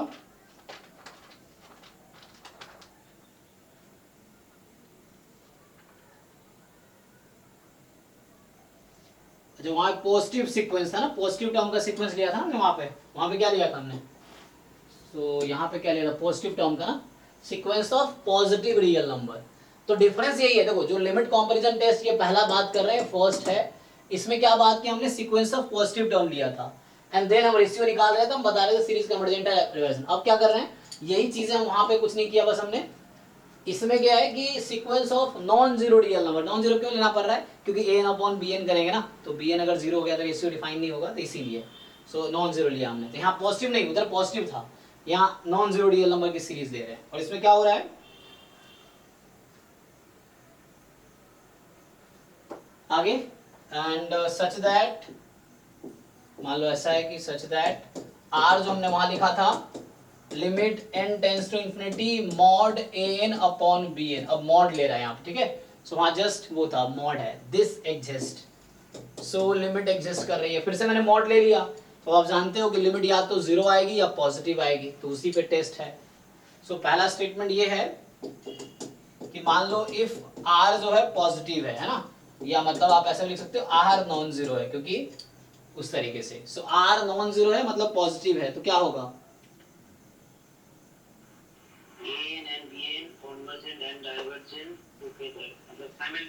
हाँ, एब्सोल्युटली कन्वर्जेंट या absolutely divergent, sorry absolutely convergent if and only absolutely. यहाँ एब्सोल्यूट कन्वर्जेंस का टेस्ट है एक्चुअली ये, ठीक है ना।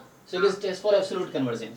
और आगे मैं लिखाऊंगा, अच्छा थ्योरम नहीं लिखा है मैंने, कि एब्सोल्यूट कन्वर्जेंट जो सीरीज होगी वो हमेशा कन्वर्जेंट होगी। अच्छा, सो इस पे आता हूँ, इससे पहले मैं बताऊंगा आपको, मैंने स्टार्ट किया क्लास आज कहाँ से, आज मैंने स्टार्ट किया था इससे, हाँ रिजल्ट लिखना रह गया। रिजल्ट में ये है कि ऐसी कोई, अगर डायरेक्टली आप मॉड ही चेक कर लो, अगर कोई सीरीज एब्सोल्यूट कन्वर्जेंट है तो वो सीरीज हमेशा कन्वर्जेंट होगी। मतलब ये कहना चाह रहा हूं, देखो थ्योरम ये है यहाँ पे कि इफ, ये जो थ्योरम मैं लिखना चाह रहा हूं जरा समझिए, कि अगर कभी ऐसा हो रहा है किसी सीरीज में ये कन्वर्जेंट है, दिस इज कन्वर्जेंट, तो ये गारंटी देगा then this an is always convergent या is also convergent।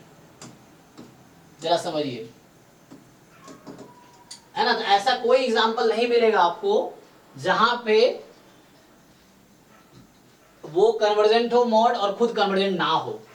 चेक करो, ध्यान दो, ऐसे एग्जांपल मिल जाएंगे जहां ये कन्वर्जेंट हो वो कन्वर्जेंट ना हो। मतलब ऐसे एग्जांपल है ना, फॉर एग्जांपल देखो, जो मैं बोल रहा था कि -1 की पावर n 1/n, ये तो कन्वर्जेंट है लेकिन इसका मॉड कन्वर्जेंट नहीं है ना। 1/n is not convergent. Converse पर ट्रू नहीं।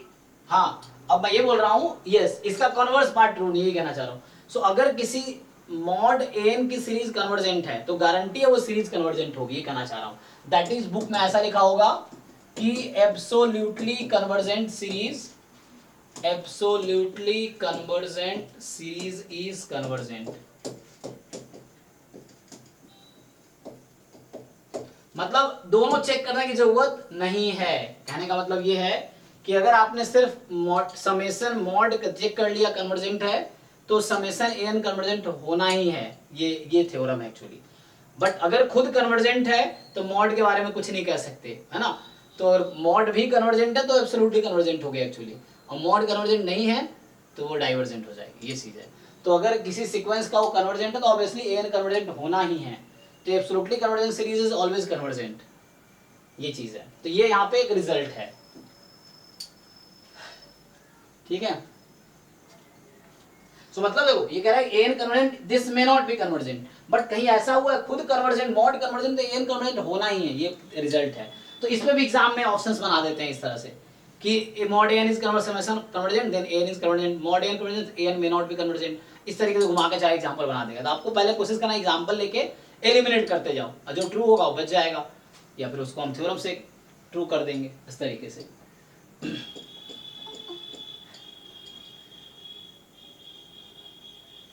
चलिए तो आगे देखते हैं। हाँ, तो मैं यहाँ बात कर रहा था मॉड्यूलस का, है ना। सो यहाँ पे हमारे पास है दिस मॉड्यूलस।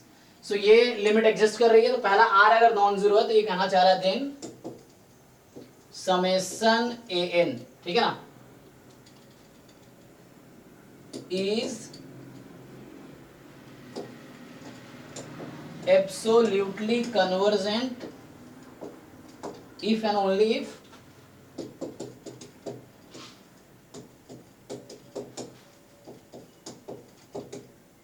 एब्सोल्युटली कन्वर्जेंट, ठीक है ना। ये कहना चाह रहा है। दूसरा क्या स्टेटमेंट है इसमें कि अगेन सिमिलर कंक्लूजन है इसके, सिमिलर। ये दूसरा स्टेटमेंट वैसे ही है कि अगर r जीरो हो गया, मान लो इफ r की वैल्यू अगर जीरो हो गई देन, तो बताओ पिछले थ्योरम में क्या कंक्लूजन था। अगर r जीरो है तो क्या कंक्लूजन था इसका, क्या मीनिंग था। bn कन्वर्जेंट होगा देन यस, सो अगर bn जो है एब्सोल्युटली कन्वर्जेंट है देन जो an है वो एब्सोल्युटली कन्वर्जेंट होगी, ठीक है। सो दिस इज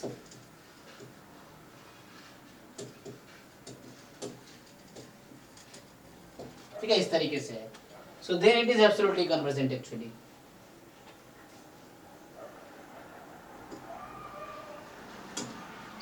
ओके,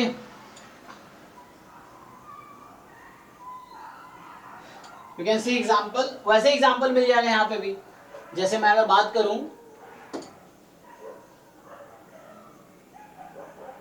हाँ उसी में तो माइनस एग्जाम्पल, जैसे मान लो एग्जाम्पल में वैसे ही अगर ले लूं कि समेशन -1 की पावर n, वही वाला एग्जाम्पल कंसीडर कर लो मान लो,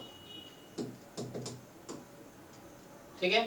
अब यहाँ पे क्या करोगे तुम, तो तुम्हारे पास an जो है -1, ये इसको ऐसा बोल रहा हूं मैं, this I am saying this, so ऐसा है तुम्हारे पास, और bn तुम खुद प्रपोज करो दिस ऐसा। अब तुम क्या करोगे, यू विल फाइंड r था limit n tends to infinity an upon bn का मॉड, और यहाँ पे फिर से वही सेम स्टोरी। सो मॉड खत्म हो जाएगा तो यहाँ आंसर क्या आ जाएगा 1, जो पहले आया था। और इसका ये मतलब है चूंकि तुम इसके बारे में जानते हो इसीलिए इसको भी तुम वैसे ही बोल सकते हो, ठीक है। सो देखेंगे सिंस summation minus 1 की power n I from 1, this is absolutely convergent,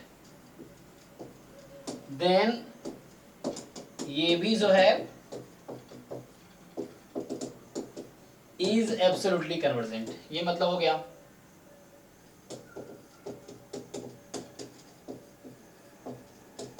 ठीक है, तो एब्सोल्युटली कन्वर्जेंट हो गया इस तरीके से।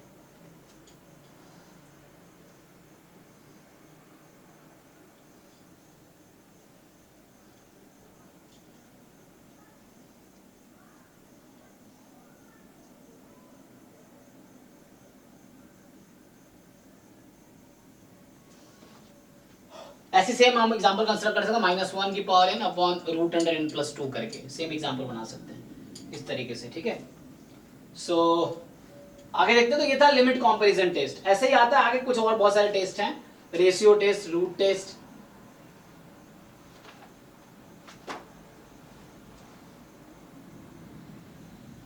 सो लिख लो क्योंकि लिखना तो है ही ना, तो हम टेस्ट कंप्लीट करते हैं कम से कम। So let's start with ratio test. ठीक है, कहीं कहीं लिखा था D'Alembert ratio test. So ratio test से स्टार्ट करें। तो बताओ जिन लोगों को थोड़ा बहुत आइडिया है पहले बताओ मुझे, फिर आगे कंटिन्यू करते हैं।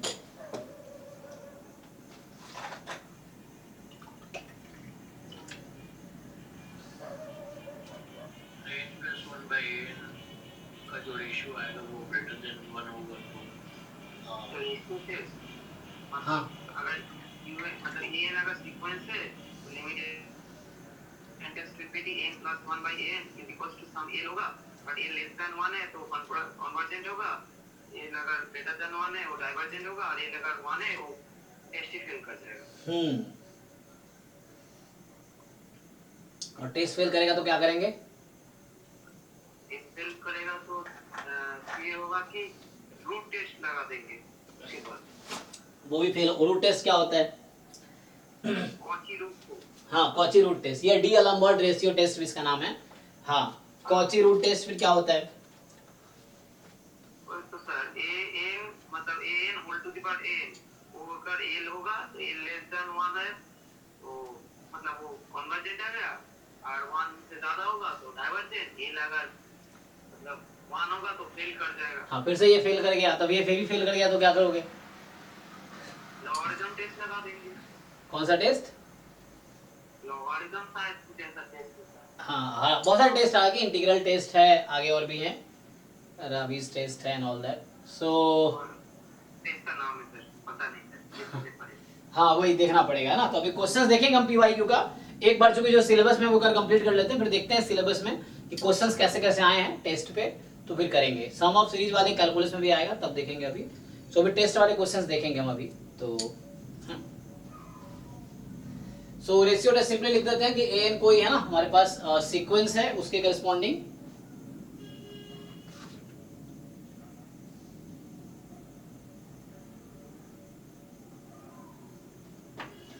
तो यहाँ मान लो ऐसा है कि let an be a sequence of non zero real number. ठीक है ना, फिर नॉन जीरो रियल नंबर, क्योंकि जीरो हो जाएगा तो डिनोमिनेटर में नॉट डिफाइंड हो सकता है। So non zero real numbers. So an जो है सीक्वेंस है of non zero real numbers and ठीक सच दैट, मान लो इस तरीके से है कि r तुमने यहाँ डिफाइन किया, या l ले लो, मर्जी है तुम्हारी। So you may take l here. So limit l है, सो ये तुम इसका लिमिट लो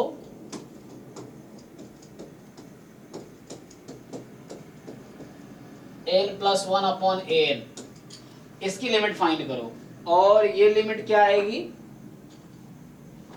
सो ये किसी भी सीरीज है ना, पॉजिटिव नेगेटिव सबके लिए होल्ड करेगा। सो मतलब टर्म्स कैसे भी हो सकते हैं, पॉजिटिव या नेगेटिव, जीरो नहीं होगा, क्योंकि जीरो होगा तो डिनोमिनेटर में not be defined. So n + 1/an है। अब यहाँ पे ये होता है कि पहला स्टेटमेंट इसका है कि इफ मान लो तुम्हारा l जो है लेस देन 1 है, देन समेशन an, ठीक है, दिस इज कन्वर्जेंट एंड तो ये सब लोग जानते ही हैं, लेकिन जो भी कवर तो करना ही हमें। then summation an, this is divergent, and तीसरा है कि अगर L मान लो 1 हो गया, so if अगर L की वैल्यू 1 हो गई then टेस्ट फेल्स, है ना, test fails and no conclusion, so कोई कंक्लूजन नहीं मिलेगा,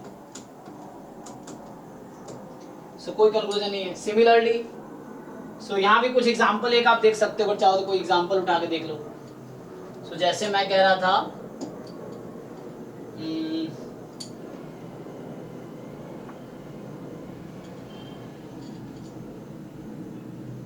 क्या लेना चाहो, कोई एग्जांपल ले लो इस पे। सो टेस्ट, चलो मैं कोई एग्जांपल उठा लेता हूँ।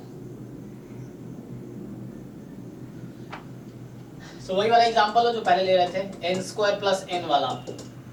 सो हमने इस क्वेश्चन को कंपैरिजन टेस्ट से भी किया था, है ना, इसको लिमिट कंपैरिजन से भी किया था, उससे भी हो गया था, और अब हम इसी को रेशियो टेस्ट से ट्राई करते हैं। तो यहाँ पे क्या हमारे पास जो an है वो है 1/n square plus n, determinant से n इंटू n प्लस 1, यही ना। सो an प्लस 1 जो तुम्हारा होगा n plus 1 into n plus 2। अब तुम क्या करोगे, so now you will do an plus 1 upon an की लिमिट ले लो, दिस इज l। सो यहाँ पे क्या होगी, so when you apply limit, so तो यहाँ पे तुम लिमिट जब अप्लाई करोगे, ठीक है ना, सो यहाँ से तुम्हारे पास आ जाएगा 1/n plus 2, sorry n plus 1 n plus 2, है ना। So n plus 1 into n plus 2 upon 1/n into n plus 1। So n plus 1 cancelled, so finally you have limit n tends to infinity n upon n plus 2, और ये 1 आ गई। अच्छा, तो ये 1 आ गई है, तो अब क्या होगा है ना। तो ये टेस्ट यहाँ फेल हो गया, है ना, हम ट्राई कर रहे थे लेकिन यहाँ पे टेस्ट क्या हो गया, ये फेल हो गया। So now you can not test, है ना, मतलब इससे कोई कंक्लूजन नहीं आया, तो इसका मतलब ये टेस्ट फेल हो गया। तो चूंकि अब क्या करेंगे, तो अब कोई और टेस्ट लगाएंगे जो वर्क कर रहा था, हालांकि इसको हम देख चुके हैं, तो हमने इसको, है ना, हमने देखा था by comparison and limit comparison test, हमने चेक कर रखा है already, comparison and limit comparison test से, है ना, दिस सीरीज कन्वर्जेंस। तो ये था, हमने चेक कर रखा है कि दिस इज कन्वर्जेंट, तो ये कोई और टेस्ट लगाना है। So you may apply limit comparison test, है ना, इस तरीके से। सो कोई दूसरा, यहाँ पे ये टेस्ट फेल हो गया, ठीक है। अगर वैल्यू कुछ आती 1 से ज्यादा या कम तो हम कंक्लूड कर पाते, तो इस तरीके से है। सिमिलरली अब अगला जो आप बता रहे थे कॉची रूट टेस्ट, तो लेट्स से रूट टेस्ट, है ना। सो रूट टेस्ट का क्या स्टेटमेंट है, तो अभी आपने बता ही दिया है ना लोगों ने रूट टेस्ट का, कि मॉड an की पावर 1/n लेंगे। सो रूट टेस्ट में just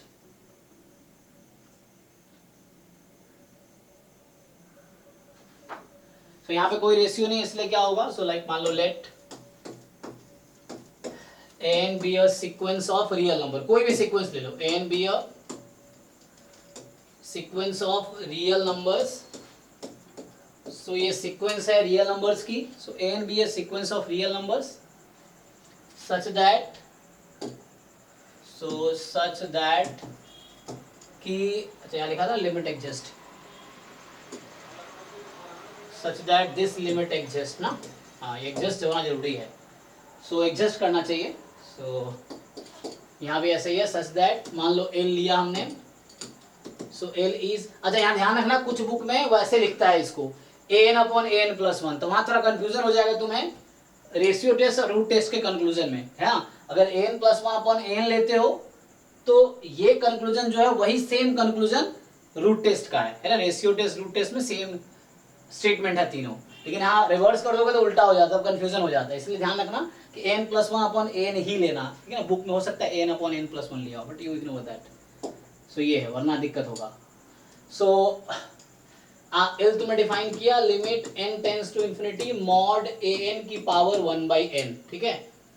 so this limit exist, फिर से कंक्लूजन सेम ही है इसका, कि पहला है अगर l आपका मोर देन 1 है, then this series convergent, एक मिनट उल्टा लिख दिया, चेक करो, डाइवर्जेंट। हाँ उल्टा लिख दिया, सो दिस इज डाइवर्जेंट है ना, ध्यान रखना है, so this is divergent. And दूसरा ठीक है ना, यहाँ भी सेम सही लिखा ना, सो L less than 1 कन्वर्जेंट, ठीक है, तो सेम कंक्लूजन रहेगा, इस तरह ध्यान रखना। And if L is less than 1 then this series is convergent। ये सब थ्योरम्स है जो आपको याद रखने होंगे, प्रूफ यहाँ इंपॉर्टेंट नहीं है, है ना, जो एग्जाम जो वहाँ प्रूफ इंपॉर्टेंट होता है अकेडमी BSc में, यहाँ पे स्टेटमेंट याद होना चाहिए जहाँ हम अप्लाई कर सके थ्योरम। सो इफ L यहाँ पे इक्वल टू 1 है again, then test fail and no conclusion, ठीक है। जैसे अब यहाँ एग्जाम्पल देखो, जैसे एग्जाम्पल लिख रहा था मैं सर जी, एग्जाम में पता कैसे चलेगा सर कौन सा टेस्ट कब लगाना है? हाँ यही तो मेन क्वेश्चन है। तो सबसे पहले आप तो an की लिमिट निकाल के देखोगे, 0 नहीं आई तो डाइवर्जेंट है, 0 आई तो चेक करना है, फिर आपको डिफरेंट प्रैक्टिस करके पता चलेगा कहाँ पे क्या आसान है ना। सो यू कैन सिंपली सी, कहीं कंपेयर कर सकते हो तो वो कर लो, प्रैक्टिस से आएगा। इसका आंसर ये है कि तुम्हें प्रैक्टिस करके एक आइडिया मिलेगा क्या लगाना है, समझ रहे हो ना, कि जहाँ पे पावर, जैसे मान लो एग्जाम्पल दे रहा हूँ मैं, जैसे मान लो अभी मैं सीरीज लिख दिया ये वाला 1 + 1/n की पावर n है, अभी ये क्वेश्चन है, जैसे मान लो, अच्छा ये तो अभी कन्वर्ज नहीं करेगी, तो इसको कन्वर्ज करवाने के लिए क्या करेंगे, ये तो कन्वर्ज नहीं करेगी ना। सो अब जैसे मैं पहले लिखा था ना, दिस 1 + 1/n की पावर n, अब ये देख के तुम्हें क्या आइडिया लग रहा है कि हमें क्या लगाना चाहिए,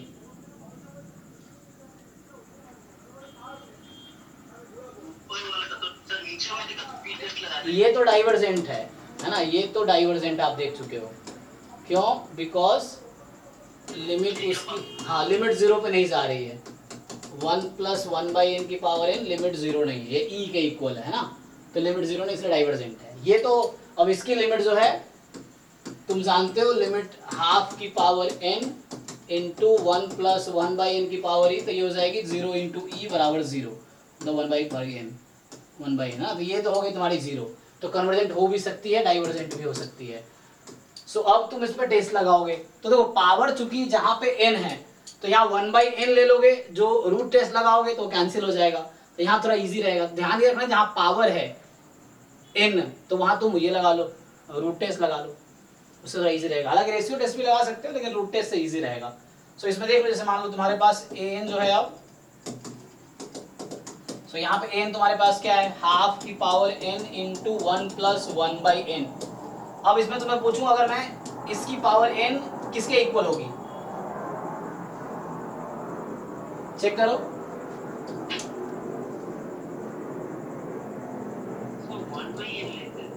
सॉरी 1/n, हाँ वो मिस्टेक हो गया, हाँ इसकी पावर 1/n किसके इक्वल होगी, चेक करो, अप्लाई करो, तो सिंप्लीफाई करें क्या आएगा, 1/2 इंटू 1 + 1/n। अभी लिमिट नहीं लगाया मैंने, अभी लिमिट नहीं लगाया, जस्ट मैं वैल्यू पूछ रहा हूँ, अब लिमिट लगाता हूँ। तो एल हमने लिया था limit n tends to infinity mod an की पावर 1/n। अब इसमें लिमिट लगाओ, सो देखो अब यहाँ देख के मुझे पता चला यहाँ रूट टेस्ट लगाना इजी है, क्यों, क्योंकि पावर में n है, तो चूंकि 1/n जब करेंगे हम यहाँ पे, है ना, यहाँ था ना पावर 1/n है यहाँ पे, सो ये 1/n करने से क्या होगा, n कैंसिल हो जाएगा। जो तुम्हारा क्वेश्चन था आदित्य कि कैसे पता चलेगा, तो ये एक तरीका पता चल गया तुम्हें कि रूट टेस्ट कब लगाना चाहिए हमें। तो जहाँ पे पावर में n है तो उससे ये है कि सिंपली n कट जाएगी, तो लिमिट निकालना आसान रहेगा, तो इजीली कैलकुलेट कर पाएंगे। जैसे रेशियो टेस्ट लगाओ तुम, काफी मतलब कैलकुलेशन बढ़ जाएगी, हो सकता है उससे भी आंसर आ जाए, एक क्वेश्चन कई सारे टेस्ट से हो सकते हैं, बट आपको चेक करना पड़ेगा, उसके लिए प्रैक्टिस करके पता चलेगा आपको, है ना। ये है, सो ये हाफ आ गई, हाफ क्या लेस देन 1 है, इसका क्या मतलब हुआ, सो इसका मतलब है जो सीरीज है 1/2 की पावर n 1 + 1/n की power n, this is convergent. So ये कहां से आया, तो रूट टेस्ट से, है ना, बाय रूट टेस्ट या कॉची रूट टेस्ट लगा लो इस तरीके से। सो ये एक एग्जांपल हो गया आपका।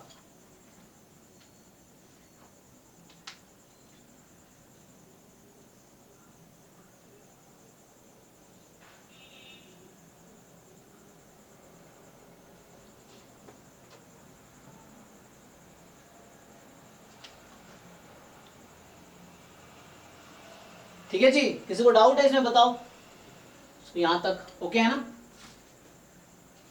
सर रेशियो टेस्ट का एग्जांपल बता दीजिए ना एक बार। पिछला चेक, अच्छा एक एग्जांपल कोई चेक कर लो। सो चलो कोई एग्जांपल रेशियो टेस्ट का ले लो। सो यहाँ पे हमने लिया तो फेल कर गया, कोई और एग्जांपल लो। जैसे फॉर एग्जांपल तुम ले लो, मान लो ये, चलो एक सिंपल सा एग्जांपल ले लेते हैं। तुम एग्जांपल लो सीरीज 1/2 की पावर n। दूसरा एग्जांपल लो सीरीज 2 की पावर n।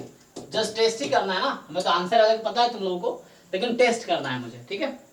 तो सिंपली यहाँ पे क्या है आपके पास, an की वैल्यू है 1/2 की पावर n। an प्लस 1 क्या होगा, 1/2 की power n plus 1। So an plus 1 upon an की limit n tends to infinity क्या आएगी, चेक करके बताओ मुझे। 1/2। और 1/2 लेस देन 1 है, यस। जी सर। तो इसका क्या मतलब हुआ 1/2। कि दिस इज कन्वर्जेंट। सिमिलरली आप यहाँ अप्लाई करो। सो an है 2 की पावर n, an प्लस 1 है 2 की power n plus 1। So an plus 1 upon an, इसकी वैल्यू निकाल लो पहले। ये 2 आ गई, लिमिट लगा दोगे, नहीं है ना, ठीक है, हाँ n टेंस टू इन्फिनिटी, तो भी कोई दिक्कत नहीं है। तो ये 2 आ गई, 2 क्या है, मोर देन 1। तो क्या कंक्लूजन निकला, डाइवर्जेंट। तो दिस इज डाइवर्जेंट। तो ये क्या यूज किया हमने, रेशियो टेस्ट। हाँ, इसी में तुम रूट टेस्ट भी लगा दो तो भी काम हो जाता है ना। ऑल्सो पहले एग्जाम्पल में तुम an की पावर 1/n लेते पहले एग्जाम्पल में, तो वो तुम्हारा 1/2 आता। दूसरे एग्जाम्पल में ये लेते तो ये 2 आता, ठीक है ना। सो इसमें ये होता, तो ये लेस देन 1 तो कन्वर्जेंट रूट टेस्ट से। तो वो भी तरीका है, मतलब जो समझाने के लिए बोल रहा हूँ मैं। एग्जाम में थोड़े कॉम्प्लिकेट आएंगे, इतना आसान नहीं आएगा, तुम देख के बता दो बिना टेस्ट लगाए। तो एग्जाम में थोड़े से डिफिकल्ट आएंगे, यानी यहाँ तो तुम्हें दिख ही रहा है। ओके, देख लो। सो इस तरीके से, सो ये तो दोनों डे हो गया, दोनों जैसा अप्लाई करने के लिए था।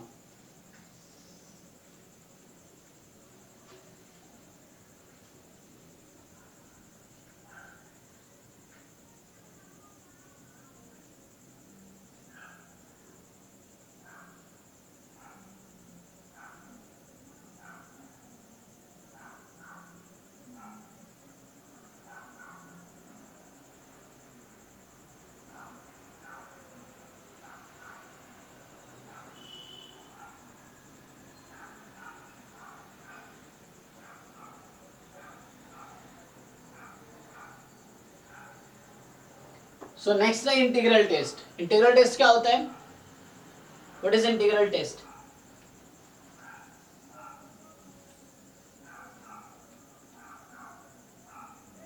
किसी को आइडिया है?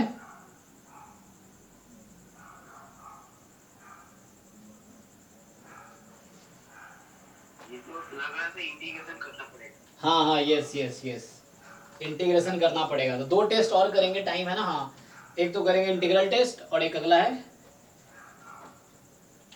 कौन सा, राबीज टेस्ट। हाँ, Raabe's test. So what is integral test, question ये है। सो एक है इंटीग्रल टेस्ट।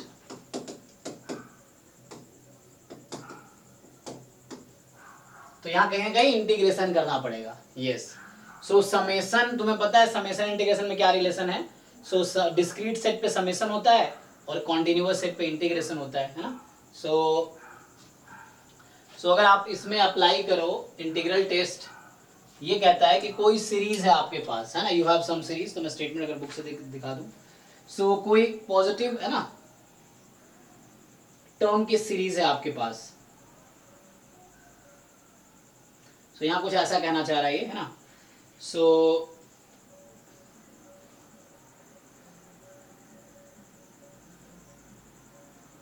तो ये कह रहा है कि एफ कोई पॉजिटिव फंक्शन हो, डिक्रीजिंग फंक्शन हो, है ना.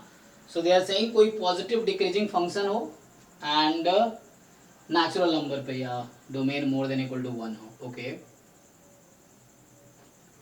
सो दे आर सेइंग मान लो इस तरह से है कि इफ कोई एफ फंक्शन है, या कैसे लिखेगा.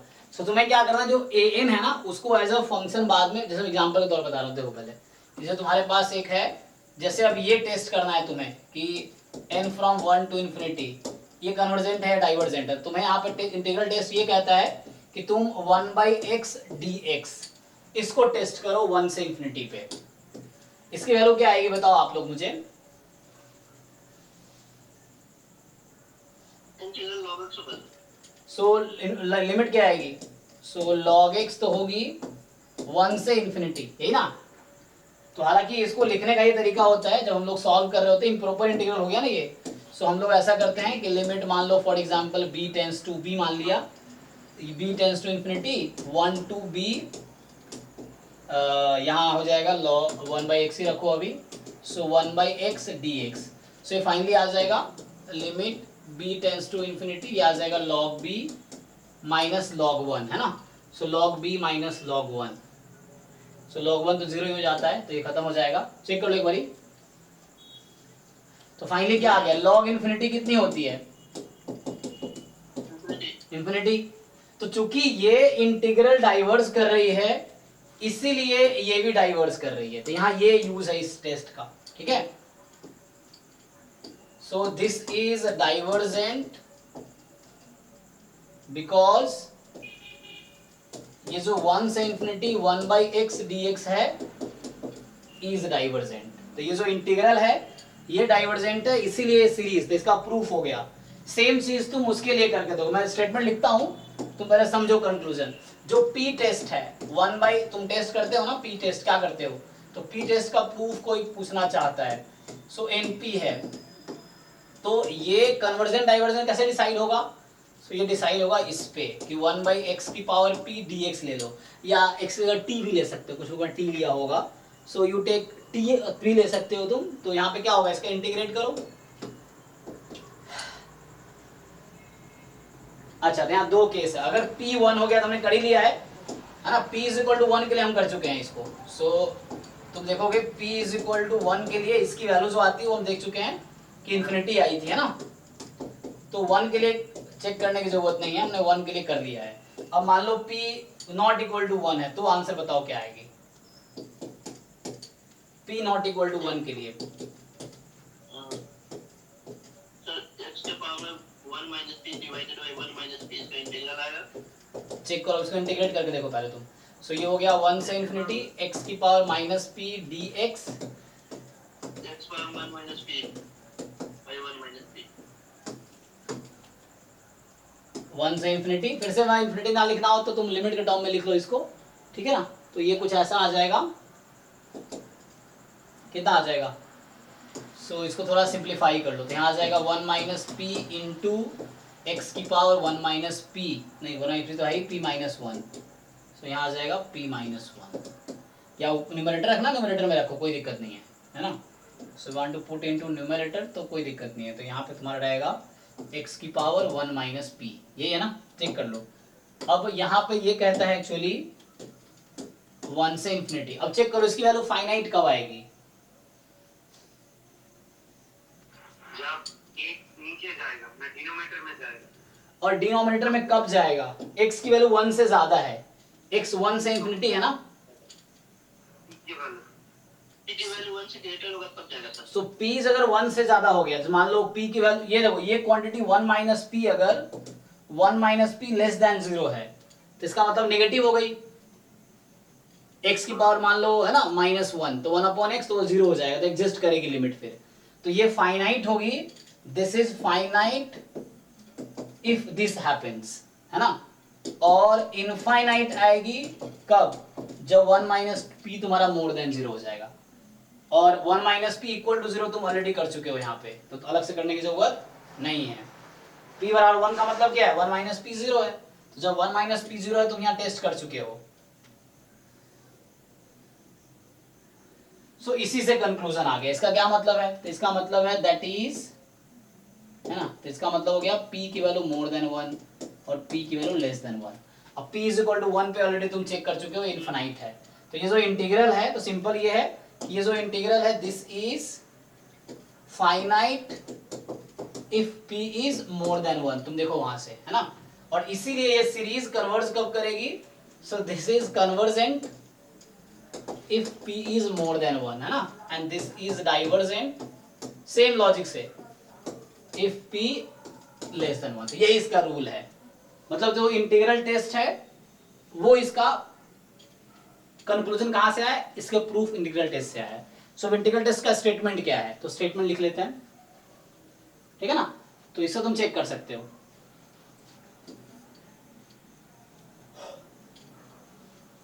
सो फाइनली स्टेटमेंट लिखेंगे तो क्या होगा, तो मान लो यहाँ पे कह रहा है कि मान लो f ऑफ k, ठीक है, बी डिक्रीजिंग फंक्शन किस पे, ऑन सेट है तुम्हारा k belongs to natural number, मान लो for k belongs to natural number, k कोई नेचुरल नंबर, या अगर नेचुरल क्यों लिखना है, on k belongs to 1 to infinity ऐसा ले लो, फॉर सो ये होगा for k belongs to 1 to infinity, ठीक है, k 1 से इंफिनिटी है तो ऐसा है, k 1 से इंफिनिटी के लिए क्या है, डिक्रीजिंग फंक्शन है। So this is a decreasing function from k 1 to infinity.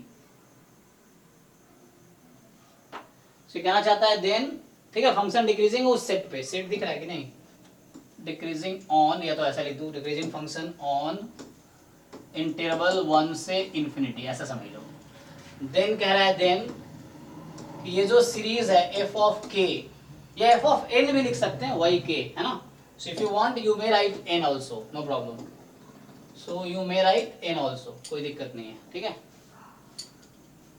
सो ये जो सीरीज है fn n from 1 to infinity is convergent if and only if, ठीक है, if and only if ये जो इंटीग्रल है 1 to infinity fx dx is convergent, ये improper integral इसको बोलते हैं। सो अगर इम्प्रॉपर इंटीग्रल कन्वर्जेंट है तो वो भी कन्वर्जेंट होगी,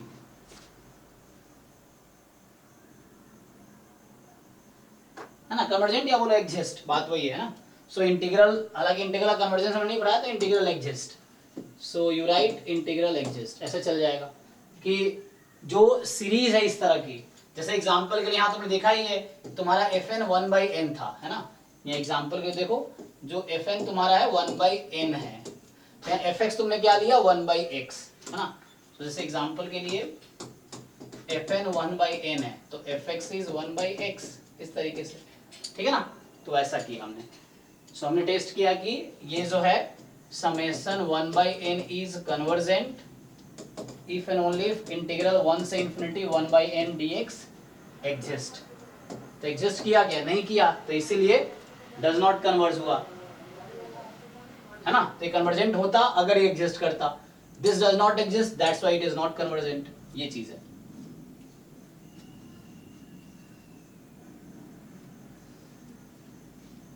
कंक्लूजन समझ आ रहा है ना आप लोगों को, सो ये चीज है।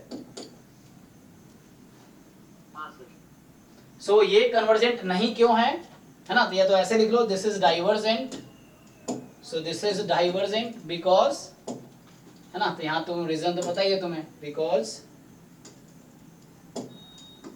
Since this does not exist, तो इसकी वजह एग्जिस्ट नहीं करती है, ठीक है। So this does not exist actually.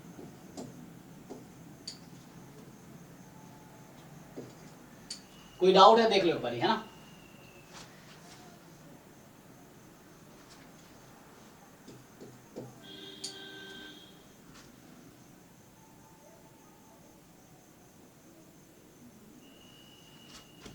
Okay,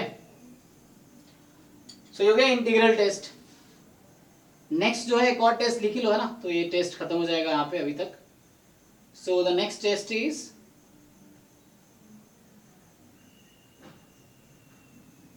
अब इसका यूज कब आता है, जहां पे मान लो रेशियो टेस्ट फेल हो गया, तब ये वाला टेस्ट काम आएगा जो राबीज टेस्ट है।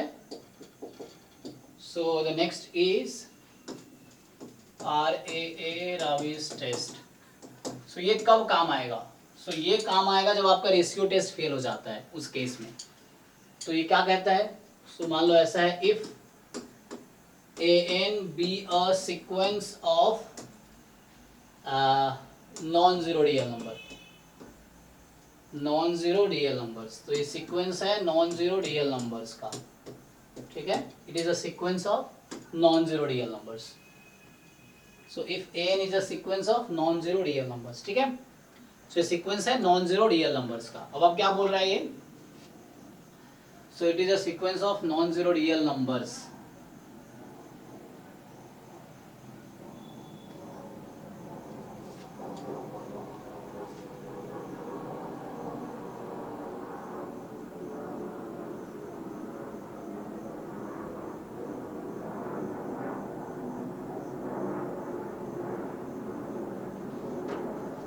Such that,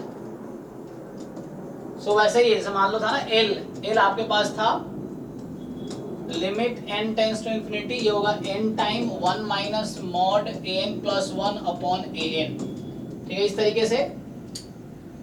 so n time 1 minus an plus 1 upon an, ये आपके पास है।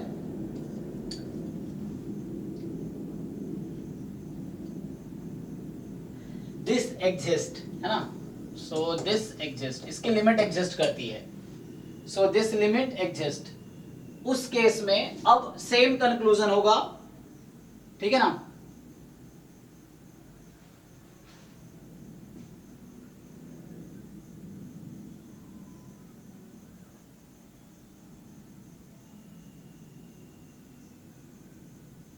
लेकिन वहां पे क्या था रीजन, एल के लिए क्या रीजन था वहां पे, रेशियो टेस्ट में क्या होता था कि वो जो लिमिट हम लिए थे, जब हमने ये लिया था जस्ट ना, तो यहाँ पे 1 माइनस है एक्चुअली, ठीक है ना, तुम देखते थे इसके बारे में कि इसकी वैल्यू जो है एक्चुअली जब लेस देन 1 होती थी इसकी लिमिट, तो वो वहां पे क्या होती थी, कन्वर्जेंट, ठीक है ना, उल्टा है ना, तो यहाँ पे एक्चुअली 1 माइनस है ना, तो यहाँ उल्टा है ना, यहाँ पे उल्टा हो जाएगा, यस। सो यहाँ पे रिजल्ट एक्चुअली उल्टा हो जाएगा, 1 माइनस है, सो यहाँ पे उस तरह से रिवर्स हो जाएगा, मतलब याद रखने का इस तरीका है। सो यहाँ पे रिवर्स हो जाएगा कि अगर आपके पास ये L की वैल्यू 1 से ज्यादा है तो ये कन्वर्जेंट होगी। सो इफ ये जो L है मोर देन 1 है, देन ये जो सीक्वेंस है दिस इज एब्सोल्युटली कन्वर्जेंट, ठीक है, एब्सोल्युटली कन्वर्जेंट। और this is absolutely convergent. And दूसरा क्या है कि if L is less than 1 then it is not. So what can you say about this?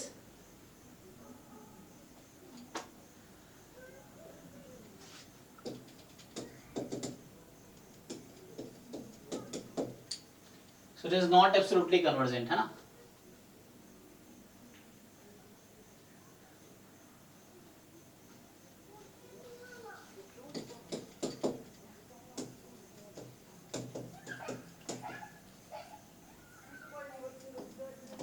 So absolutely convergent नहीं होगा ना, इस तरीके से कंक्लूजन है।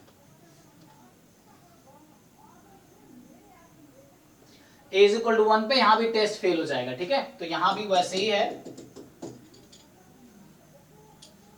कि if L is equal to 1 again test fails, मतलब नो कंक्लूजन है ना, यहाँ पे क्या होगा, नो कंक्लूजन। सो कोई कंक्लूजन यहाँ भी नहीं आएगा, ठीक है, सो नो कंक्लूजन। इस पे एक एग्जांपल देख लो फिर क्लास खत्म करते हैं। So the example is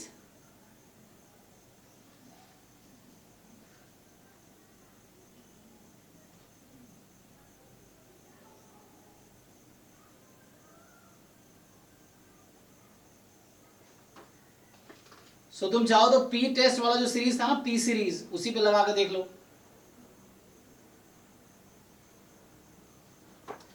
so if you want you can apply piece, है ना। तो जैसे मान लो तुम्हारे पास, जस्ट वेरीफाई कर रहा हूँ, तो समेशन 1/n है, n from 1 to infinity. So an तुम्हारे पास 1/n है, तो तुमने देखा था an प्लस 1 1/n प्लस 1 है। Limit n tends to infinity an plus 1 upon an, इसकी लिमिट कितनी आ गई 1, तो टेस्ट फेल हो गया। सो कौन सा टेस्ट फेल हुआ? रेशियो टेस्ट फेल हुआ, है ना। अब आप राबिस टेस्ट लगा के देखो। So limit n tends to infinity n time 1 minus mod an plus 1 upon an, इसकी लिमिट बताओ कितनी आएगी। सो ये आप अप्लाई करोगे, सो n इंटू 1 माइनस कितनी आती है वैल्यू इसकी, नहीं इसकी वैल्यू देखनी पड़ेगी ना। So an plus 1 upon n plus 1, ठीक है। So n upon n plus 1 simplify कर लो, इसकी क्या वैल्यू आएगी। So limit n tends to infinity 1/n plus 1, अरे यहाँ तो फिर प्रॉब्लम आ गया।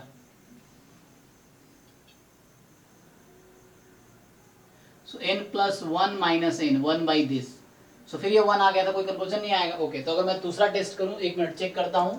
मान लो यहाँ n स्क्वायर होता तो क्या होता, ठीक है ना, या रूट n होता। चलो मान लो अगर यहाँ रूट n होता तो क्या होता, तो यहाँ तो सेम ही लॉजिक लगता, तो यहाँ तो 1 ही आता।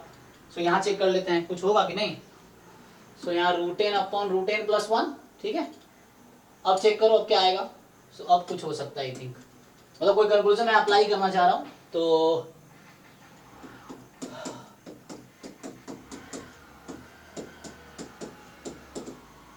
ठीक है ना। सो इसको अप्लाई कीजिए, क्या आएगा। Now you tell me the limit, कितना आएगी। रैशनलाइज कर लो चाहो तो न्यूमरेटर को अभी। सो रैशनलाइज कर लोगे, so root n plus 1 plus root n, root under n plus 1 plus root n, ऐसा। तो limit n tends to infinity n time आ जाएगा a plus b minus b. So numerator तो 1 हो गया, डिनोमिनेटर में फिर n प्लस 1 आ जाएगा क्या। अरे यार कोई कंक्लूजन नहीं निकलेगा यहाँ से। चेक करो जरा।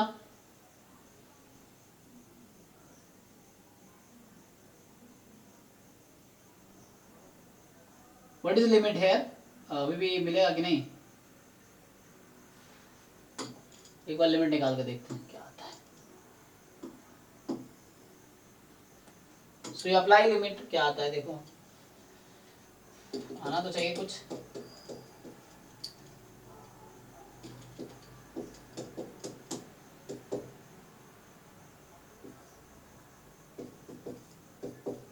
ठीक है ना, चेक कर लो एक बारी।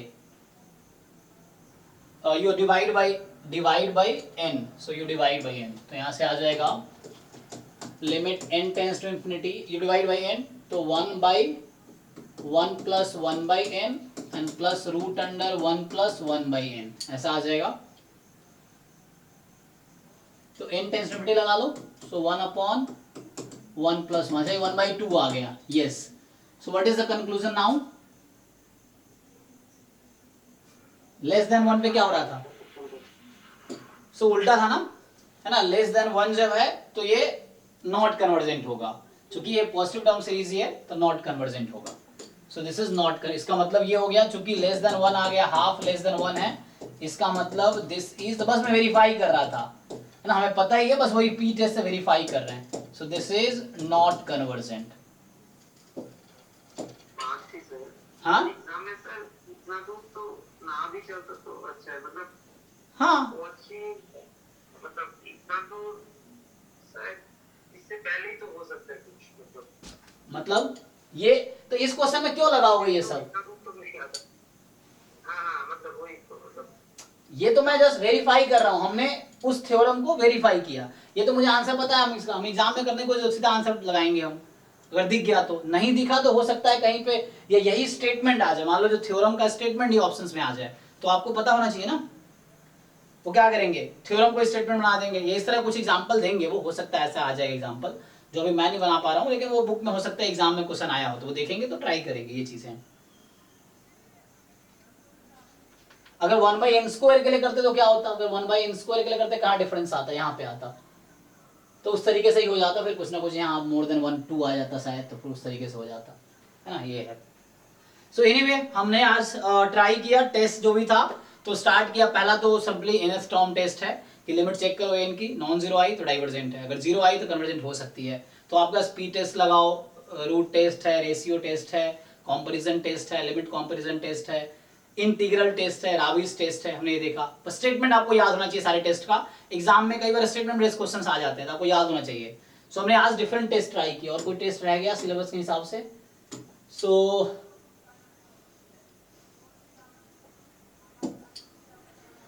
जो सिलेबस का क्या क्या टेस्ट था यहाँ पे,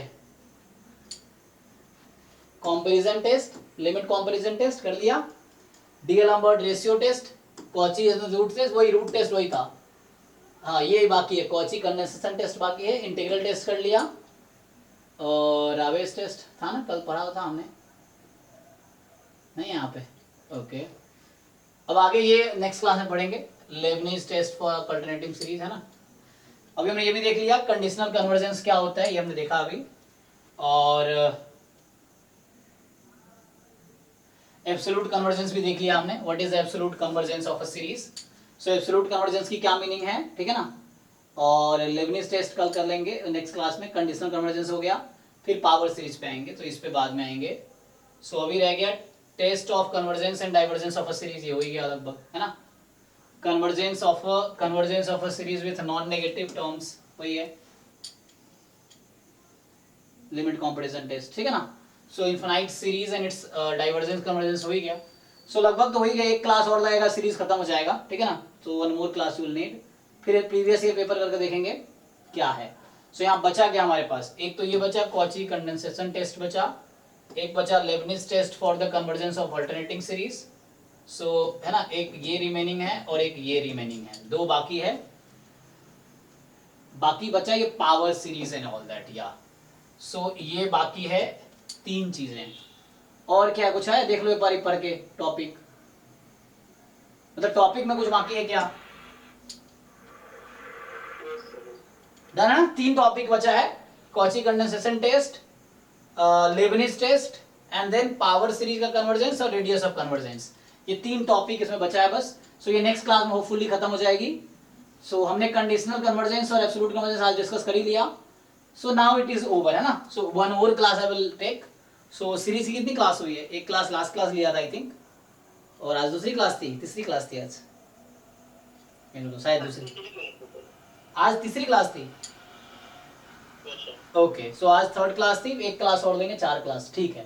अभी आराम से अलाई कर रहे हैं हम लोग। सो एक बार चलो ठीक है, तो सीक्वेंस सीरीज मैथ्स वाले पोर्शन में खत्म हो जाएगा, और इधर प्रोबेबिलिटी खत्म हो चुका है ऑलरेडी, है ना। सो ये हम कर रहे हैं, तो नेक्स्ट टॉपिक पे फिर इसमें आएंगे, ये हो जाएगा तो इस पे आएंगे डिफरेंशियल कैलकुलस 1 और 2 वेरिएबल पे। तो ये है बस, साथ में है ना, हमें क्या करना है, प्रीवियस ईयर पेपर्स भी करते रहना है, वो चीज़ है, ठीक है। सो आज यही रखते हैं, thank you so much, continue करते हैं नेक्स्ट क्लास में। कल प्रोबेबिलिटी क्लास होगी जी, कल प्रोबेबिलिटी, कुछ डाउट पूछना है किसी को? सर सीरीज का कुछ क्वेश्चंस में डाउट है तो सर परसों वाले सेशन में डिस्कस कर लें, कर सकते हैं, आप भेज देना ग्रुप में या मुझे भेज देना पर्सनली, मैं देख भी लूंगा पहले, ठीक है ना। ओके ठीक है, ओके, तो आप मुझे भेज देना, देख लूंगा, फिर मैं क्लास में इजी रहेगा कराने में ना। चलिए ठीक है, चलो अच्छा रहा, कम से कम आप ट्राई कर रहे हो, बाकी बच्चों से बेटर हो, ठीक है, नाइस, है ना। कोई डाउट पूछता है इसका मतलब वो ट्राई कर रहा है कहीं ना कहीं, है ना, ये है। अगर कोई डाउट नहीं पूछ रहा है, या तो उसको सारे क्वेश्चन हो ही जा रहे हैं, कोई डाउट आ ही नहीं रहा, या वो कुछ कर नहीं रहा, ये चीज़ है। एग्जांपल से आप बताते हो सब बहुत अलग होता है। हाँ तो देखो, कोर्स में क्या है, इंट्रोडक्शन है जस्ट, अभी क्या कर रहे हैं, इंट्रोड्यूस कर रहे हैं। सो ऐसा नहीं, अब मान लो तुम्हें अगर हम ग्राउंड फ्लोर पे मिले तो सीधा 100 फ्लोर से स्टार्ट करेंगे, हम धीरे धीरे ऊपर बढ़ेंगे। तो अभी हम क्या है, अभी ग्राउंड फ्लोर से फर्स्ट फ्लोर पे आए हैं, तो अभी क्या देखा, बस टॉपिक होता क्या है, उस पर बेसिक एग्जाम्पल, बिल्कुल जीरो लेवल का। अब लेवल कैसे बढ़ेगा, असाइनमेंट करके आप प्रॉब्लम ट्राई करो, डाउट पूछो, फिर डिस्कस करेंगे, PYQ से लेवल बढ़ेगा। सो अभी जब टेस्ट होंगे तो वहां लेवल बढ़ेंगे, तो धीरे धीरे लेवल बढ़ेगा ना। अब कोई बच्चा जो पहली बार ये टॉपिक पढ़ रहा है, तो अगर सीधा वहां टॉप से स्टार्ट करेंगे, जो आप कह रहे हो कि शुरू में है ना एग्जाम्पल ईजी है, तो फिर बहुत डिफिकल्ट हो जाएगा। तो इनिशियली क्या है, टॉपिक को इंट्रोड्यूस कर रहे हैं, तो इंट्रोड्यूसिंग मतलब जस्ट डेफिनेशन, उसको वेरीफाई कर रहे हैं, ताकि आपको एक ओवरव्यू आइडिया मिला। अब प्रॉब्लम्स डिफरेंट लेवल का डिसाइड करेगा उसका लेवल, तो वो PYQ से डिसाइड होता है, असाइनमेंट से डिसाइड होता है। आपने असाइनमेंट ट्राई किया क्या सारे, या PYQ सारे कर लिए क्या, तो आपको उससे दिखेगा। और अगर आप सारे PYQ आपसे हो जा रहे हैं बिना किसी हेल्प से, बिना डाउट से, तो आपका लेवल अच्छा हो गया, सिंपल। अगर गेट एग्जाम के सारे क्वेश्चन आप कर लेते हो जो आए हैं पेपर में, तो आपका लेवल ऑलरेडी अच्छा है। तो आप और डिफिकल्ट प्रॉब्लम ट्राई कर सकते हो। ISI का एग्जाम है या और भी डिफरेंट TFR का एंट्रेंस होता है, उसमें भी क्वेश्चंस आते हैं इन सब के, तो मैं वो कलेक्ट करके आपको दे सकता हूँ इस तरह से। या आप बुक्स में डिफरेंट अच्छी लेवल्स की बुक्स हैं, रूडीन की बुक्स हैं, ये जो बाटले कर रहा हूँ इससे डिफिकल्ट लेवल की बुक्स आप ट्राई कर सकते हो चाहो तो, है ना। लेवल की कोई लिमिट नहीं है, ठीक है ना। यही सब चीज़ आप BSc में पढ़ते हैं, यही MSc में पढ़ेंगे, यही PhD में भी कोर्स वर्क में आएगा। टॉपिक्स वही है, लेवल का डिफरेंस होता है वहाँ पे। तो बुक्स के डिफरेंट लेवल्स हैं, है ना। जैसे अब प्रसन्ना साहू 0 लेवल की बुक है प्रोबेबिलिटी में, रोहित की उससे ऊपर के लेवल, रोहित की का भी कोई बहुत डिफिकल्ट है। KL चुंग की बुक आती है, वो पढ़ के देखो आप, हवाई लगेगा क्या है। बिलिंगस्ली की बुक, गुप्ता गुरु एवरेज लेवल है ना, गुप्ता गुरु इतनी डिफिकल्ट थोड़ी है। मैं बात कर रहा हूँ लेवल की, के बिलिंगस्ली की बुक आती है, लेहमान की बुक्स हैं, इन सब की बुक्स पढ़ो आप जाके, है ना। कैसेला, लेहमान की सब के साथ की बुक्स है, तो वो सब उस लेवल की रिसर्च लेवल की बुक्स हैं। तो जितना आप चाहो लेवल बढ़ाओ। अगर आप एग्जाम के PYQs कॉन्सेप्ट समझ पा रहे, सारे क्वेश्चन पिछले 10-20 साल के इजीली कर पा रहे हो, तो आपका अच्छा लेवल हो गया है। बस आप उसको रिवाइज करते रहो, डिफरेंट प्रॉब्लम प्रैक्टिस प्रॉब्लम ढूंढो, और डिफरेंट जगह ऑनलाइन में मिल जाता है, या हमें बताओ, हम असाइनमेंट कलेक्ट करके, है ना। अगर आप कर पा रहे हो सारे, तो आपका लेवल है ऑलरेडी, तो आप तो यूं एग्जाम क्वालिफाई कर दोगे। ये चीजें हैं, नहीं कर पा रहे तो वही सीखना है, वो चीजें हैं, ठीक है ना। चलो, ये असाइनमेंट किसी ने भेज दिया, बहुत अच्छा। मैंने भेजा था सर। अरे वाह, थैंक यू, सही है। हाँ सही, डिफरेंट प्रॉब्लम सेट अगर कुछ मिले तो भेज दो। क्या है इसमें प्रॉब्लम्स हैं, क्या है, पेपर से जस्ट। PYQ है सर, PDF अच्छा। इसका बहुत बढ़िया है। हाँ सही है, चलो। हाँ ओके, ठीक है, चलो। प्रिंटिंग बहुत अच्छा है सर। हाँ चलो ठीक है, थैंक यू सो मच, मिलते हैं नेक्स्ट क्लास में, है ना। Thank you sir. सर आपने अब कहाँ से शुरू करें, मतलब